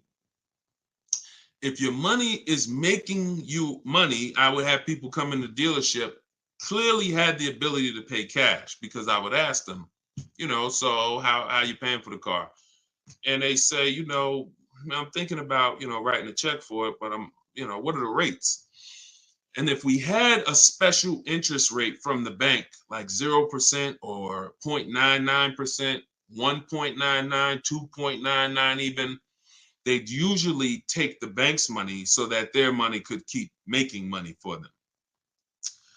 So if that's you, and the rates are low, that's why whenever we shop for a car, you always want to check, are there any special interest rates? That's the first thing. I teach something called the bank bidding war. It's not just dealers that bid for our business. It's banks and credit unions too. So in the bank bidding war, there's 3 rounds. The first round, though, is checking if there's any special interest rates, because if there is 0.99 or 1.99, no one's beating that. Therefore, the rest of the rounds are non-applicable. So if you can use the money cheap, that's when you use the money and you let your money keep working. Now, another person, a different person, Deshone, I'm not really investing my money. You know what? I just kind of like to keep things to a minimum. I got my cash over here. Okay, then. I would still, if the money was cheap, consider it, because we could be coming into days where cash on hand becomes a little bit more important. But it's really about the cost of the money. If rates are high, 6, 7, 8%, 9%, 10%, then you want to put as much down on these cars as possible. If you're buying them, you want to put, you want to pay them off if you can, because the money is expensive. So it really depends on the cost of money. People, when the cost of money is cheap, they benefit from that, and I would think that those principles will work for anybody, and that's, you pick and choose which one of those situations fits you. But if you check the special interest rates, that usually puts it to bed. You see 0.99, it ain't no reason. Why would the bank's basically giving you free money to use.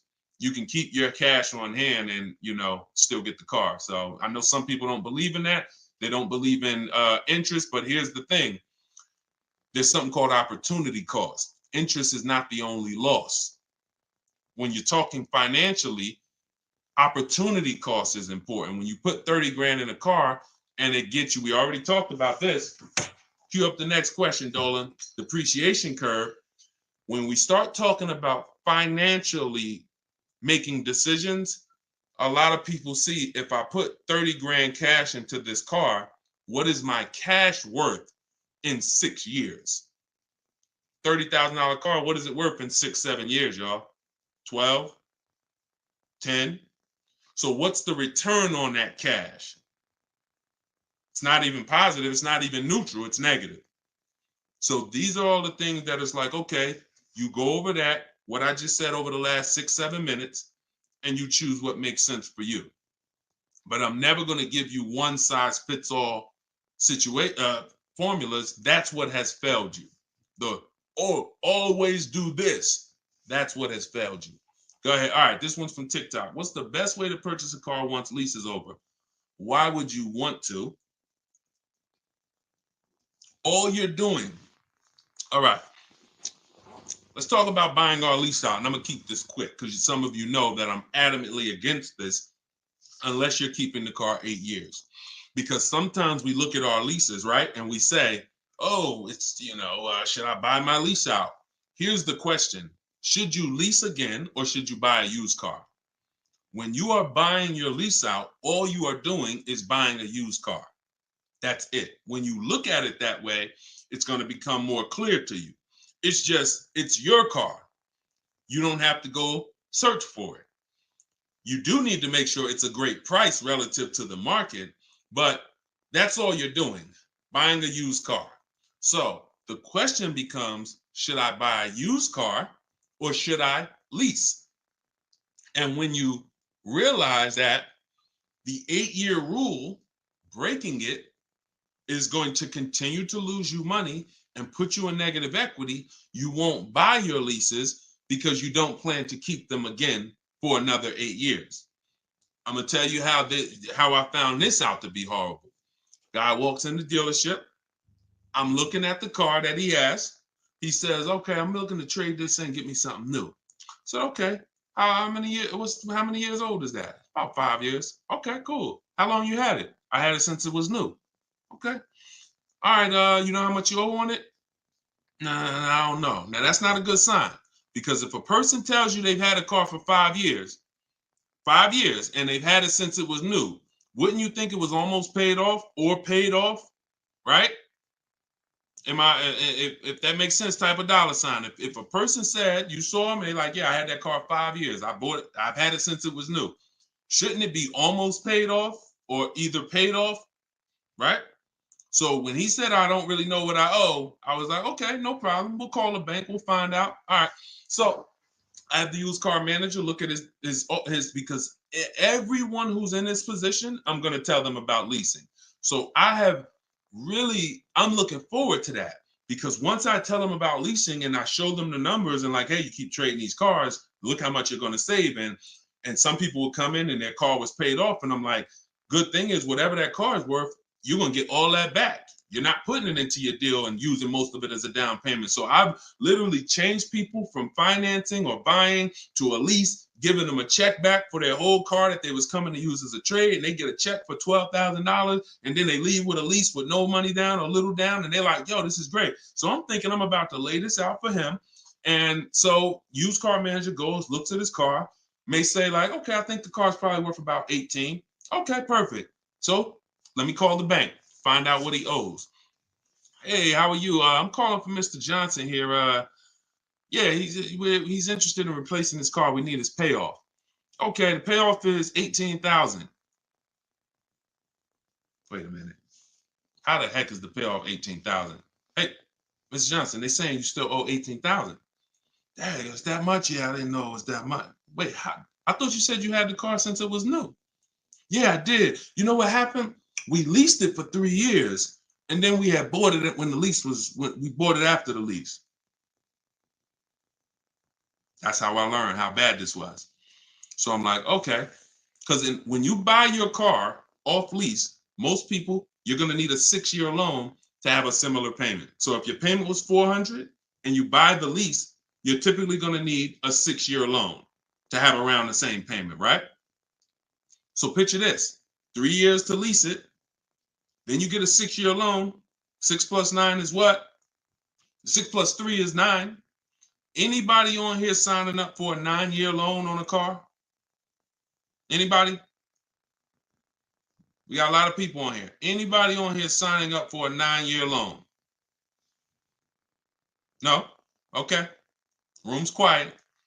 So we've never signed up for a 9-year loan. Look, she said, heck no. Right. We never signed up for a 9-year loan, 9 years of payments on the same car. Yet when we buy our leases, this is what's happening. So you look and say, all right, you bought your lease, you put 6-year loan, so you leased it for 3, then you paid it for another 2, that's 5. Now you're tired of it. Yo, man, I've been in this car, let me go trade it. Problem is, you still have 4 years left of payments. That's why buying the lease is horrible. One situation where it makes sense, if you're keeping it 8 years. That's it. If you're going to keep it another 8 years from the day you buy it, then potentially go ahead. Because all it is again, buying a used car. If you said to Sean, should I buy a used car or lease? How many years you keeping it? I'm keeping 8, 9. Buy the used car. Don't lease. So preaching the truth. Thank you, Kevin. I'm glad, man. And hopefully these stories will stick in your head. So when you encounter these situations, you know, when someone says to you, hell, man, I'm thinking about buying a lease, you'll never forget the story. So this has nothing to do with getting the best deals. This has everything to do with having the best deal structure. So I'm glad that clicked. Go ahead, shoot the next one up, Dolan. Oh, I see we already been on for. All right. We'll do a couple more. I'm trying to get through them as quick as possible. Y'all, if y'all like Deshone, I love to know everything you teach of how you shop for cars. Everything I teach is in a step-by-step way. In my digital book, Car Shopping for People That Hate Car Shopping, 7 Steps to Saving Time, Money, and Avoiding Dealerships. Everything we do is a bid. We're buying cars and leasing cars in 90 minutes, 60 minutes. When you get good, you'll be able to do this in like 45, 60 minutes. You never spend more than 30 minutes in a car dealership. You're at home. You're the prize. You're getting bids. You're no longer negotiating one-to-one where you're in a losing position. When you're getting bids, you're in the winner's position. So you can get your book for 75% off as part of our launch. So we want to do 75% off. It's normally $97. In my TikTok bio, you can grab yours. It'll be in your inbox. And some people say, before I get to this next question, Deshone, is it in print? There's a lot of reasons when you use it, you'll see there's no way this book could have been printed. One, things change. Vroom was one of the companies that we used to use for bidding. Vroom's out of business. if we had 100,000 books out there in your houses that you all paid for, now it's like, okay, what do we do, y'all? That's obsolete. Now that's when you hear people say, hey, you need volume 2. I know just 6 months ago that I asked you and told you that I was going to solve your problem with volume 1, but that's no good anymore. Volume 2, get it today. We're not doing that. And there's nothing against them because, again, they did what works, but we didn't want to do that. I wanted to be able to update this book on the fly. What I did when Broom went out, I updated the file. Everyone's book was updated. And there's also links in there. There's links to videos. Like I said earlier, you have my scripts in there. That was all stuff. You're going to be copy and pasting this. There's no way I could have did that in a physical book at all. All right. What do you think of swap a lease? If you can get a great lease deal, absolutely. Absolutely. We always compare, divide the monthly payment into the MSRP.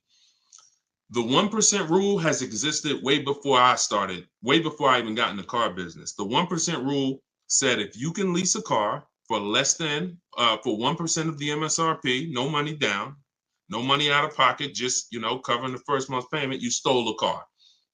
Coincidentally, every lease I've ever had was under 1%. I paid $330 a month for my $35,000 Jeep Grand Cherokee Laredo. I paid $325 a month for my Infinities, then $345. Then my highest one was $390. And that was a $45,000 vehicle. So these are under 1% leases. In order to get 1% leases, you need to shop multiple offers, but you also need a great lease program. So what we always say is under 1% is a steal. You'll see there's 3 categories of leases. Steals, great value. Those are under 1%. Great deals. Those are between 1% and 1.5%. And then where it's time to chill, over 1.5%. You're paying too much for a car you're giving back.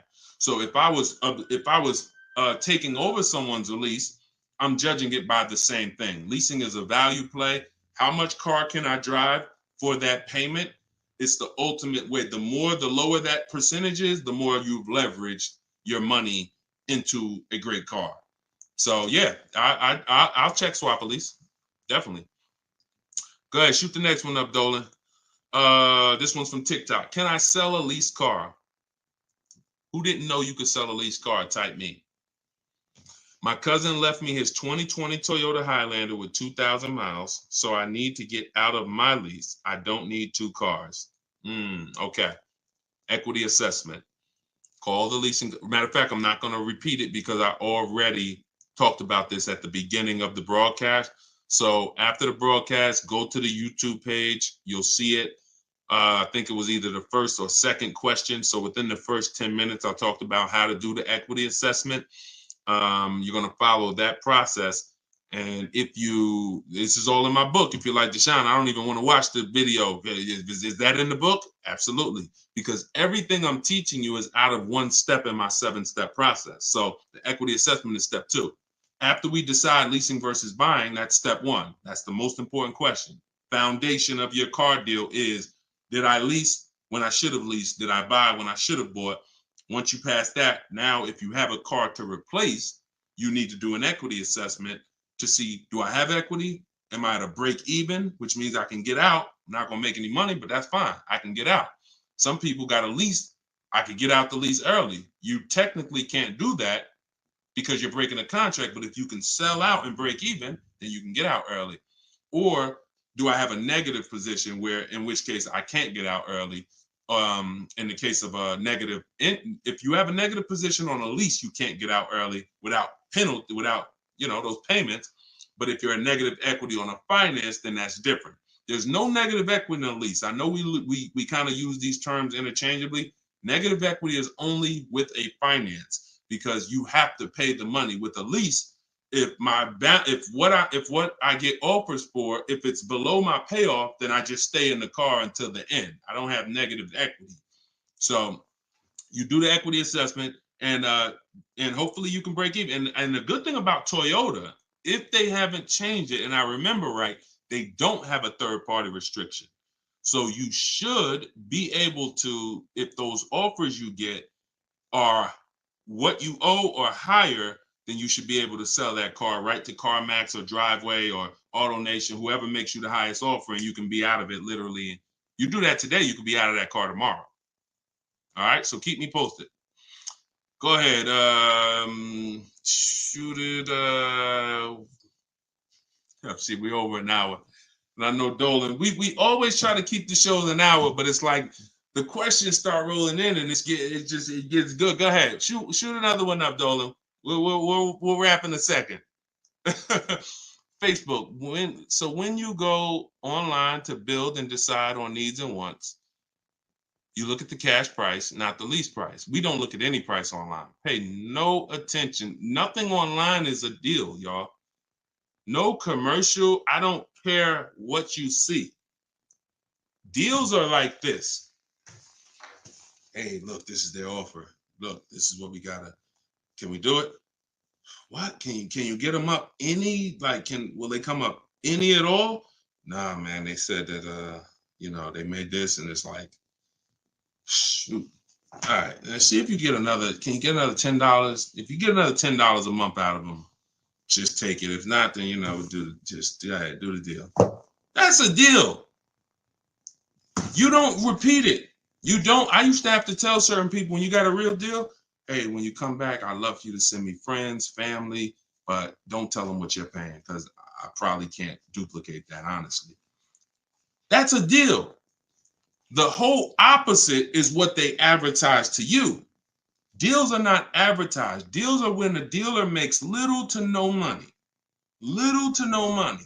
That's a below market deal. If they're putting something on a commercial, that means the dealer doesn't mind if 80 people come in and get that offer this month. You have the money down? Yeah, I want to pay the $460 a month. Okay. You have the money down? Yeah, it was $3,400, right? Okay. What about the taxes and fees? Because that's small print. All right, how much is that? That'll put you probably about another $3,200. And then I could be at that payment from the commercial? Yeah, definitely. Okay, let's do it. That's not a deal. That's not nothing special. We didn't mind making that. Come on, if that's what you want. So if you want deals, you got to understand. Don't look at commercials. Don't look on the internet. Oh, this deal is advertising this. Deals are not advertised. Let that set. All this marketing that has worked on, come at the end of the month. Imagine being in a business where your customers were trained to come at the end of the month. Imagine if you had a pizza shop, a car wash, and that happened. You knew that the industry was so good at marketing that you knew the last 3 days of the month, your car wash is going to have lines around the corner. That's marketing. So dealers make deals when they're like desperate. I want to see. Nobody's here. So don't pay attention. Don't pay attention to that. Just follow the process. Oh, I see you got the book. Just follow the process. If it's not written in there, Ty, don't add to it. Don't add to it. If Deshone didn't say, go to this website and look and then write that down, don't do it. The whole purpose of why I wrote that book in that way is to take the guesswork out of it. If you find yourself like, okay, what should I do here? All right, I'm going to do this. You're probably off my path, because my path is very rigid. It's like a McDonald's system. You hear that beep, the nuggets are ready. Oh, don't change it. And then you'll get the results. We call that trust in the process. Great question. All right, y'all. We just hit an hour and 10 minutes. Y'all, I would love to do this all day. We are going to continue to do these broadcasts. Once the questions start coming in, I don't want to discount any questions. So I wish some questions I could just answer in 30 seconds. It's not possible without me just cutting it short and then you not getting the value out of it. So we try to get through as many as possible. For everyone who wants everything I teach in one place, you can get everything in my social media videos. But I think what you understand now from being on the broadcast is there's lots of different situations. So when you're moving through my social media video, you're saying, oh, he's talking about leasing here. He's talking about buying a used car here. He's talking about banks here. He's talking about high mileage here. All right, that means I got to try to piece this together myself. Same thing with the broadcast here. If you're like Deshone, I want everything in one spot, step by step. It's all in there. Leasing's in there. The high mileage paths are in there. The new car purchase paths are in there. Used car purchase paths are in there. And step 7 of my book is delivery. So you shouldn't be thinking, oh, I'm gonna read the whole book, then I'll start shopping. No, it's action guides. It's essentially a big checklist. Do this, do this. By the time you get to step 7, you should be picking up your car, getting ready to have it delivered. So that's the way it is. You don't take a quiz at the end. The quiz is, if you did it right, your car's on the way. So everyone can get your book for 75% off as part of our launch. It's in my TikTok bio. Grab yours, use it, and please make sure you email me your deal. As soon as you make your deal, send me an email. Deshone, check this out. I don't want to see just the car you got. I want to see the price you paid. You're going to have price assurance, and I'm happy to be on this journey with you. So get it in here. I'm going to send this link. I'm going to type the link one more time for you guys here on Facebook and YouTube. In case you missed the countdown, I just typed the link. You can grab it there. TikTok, Instagram, it's in my bio. Click that website and then click that button that says 75% off. So until then, thank you, Ty. Great questions today. Great questions. All the questions were good. And I'll see y'all on the next broadcast. We'll keep this going. God bless y'all.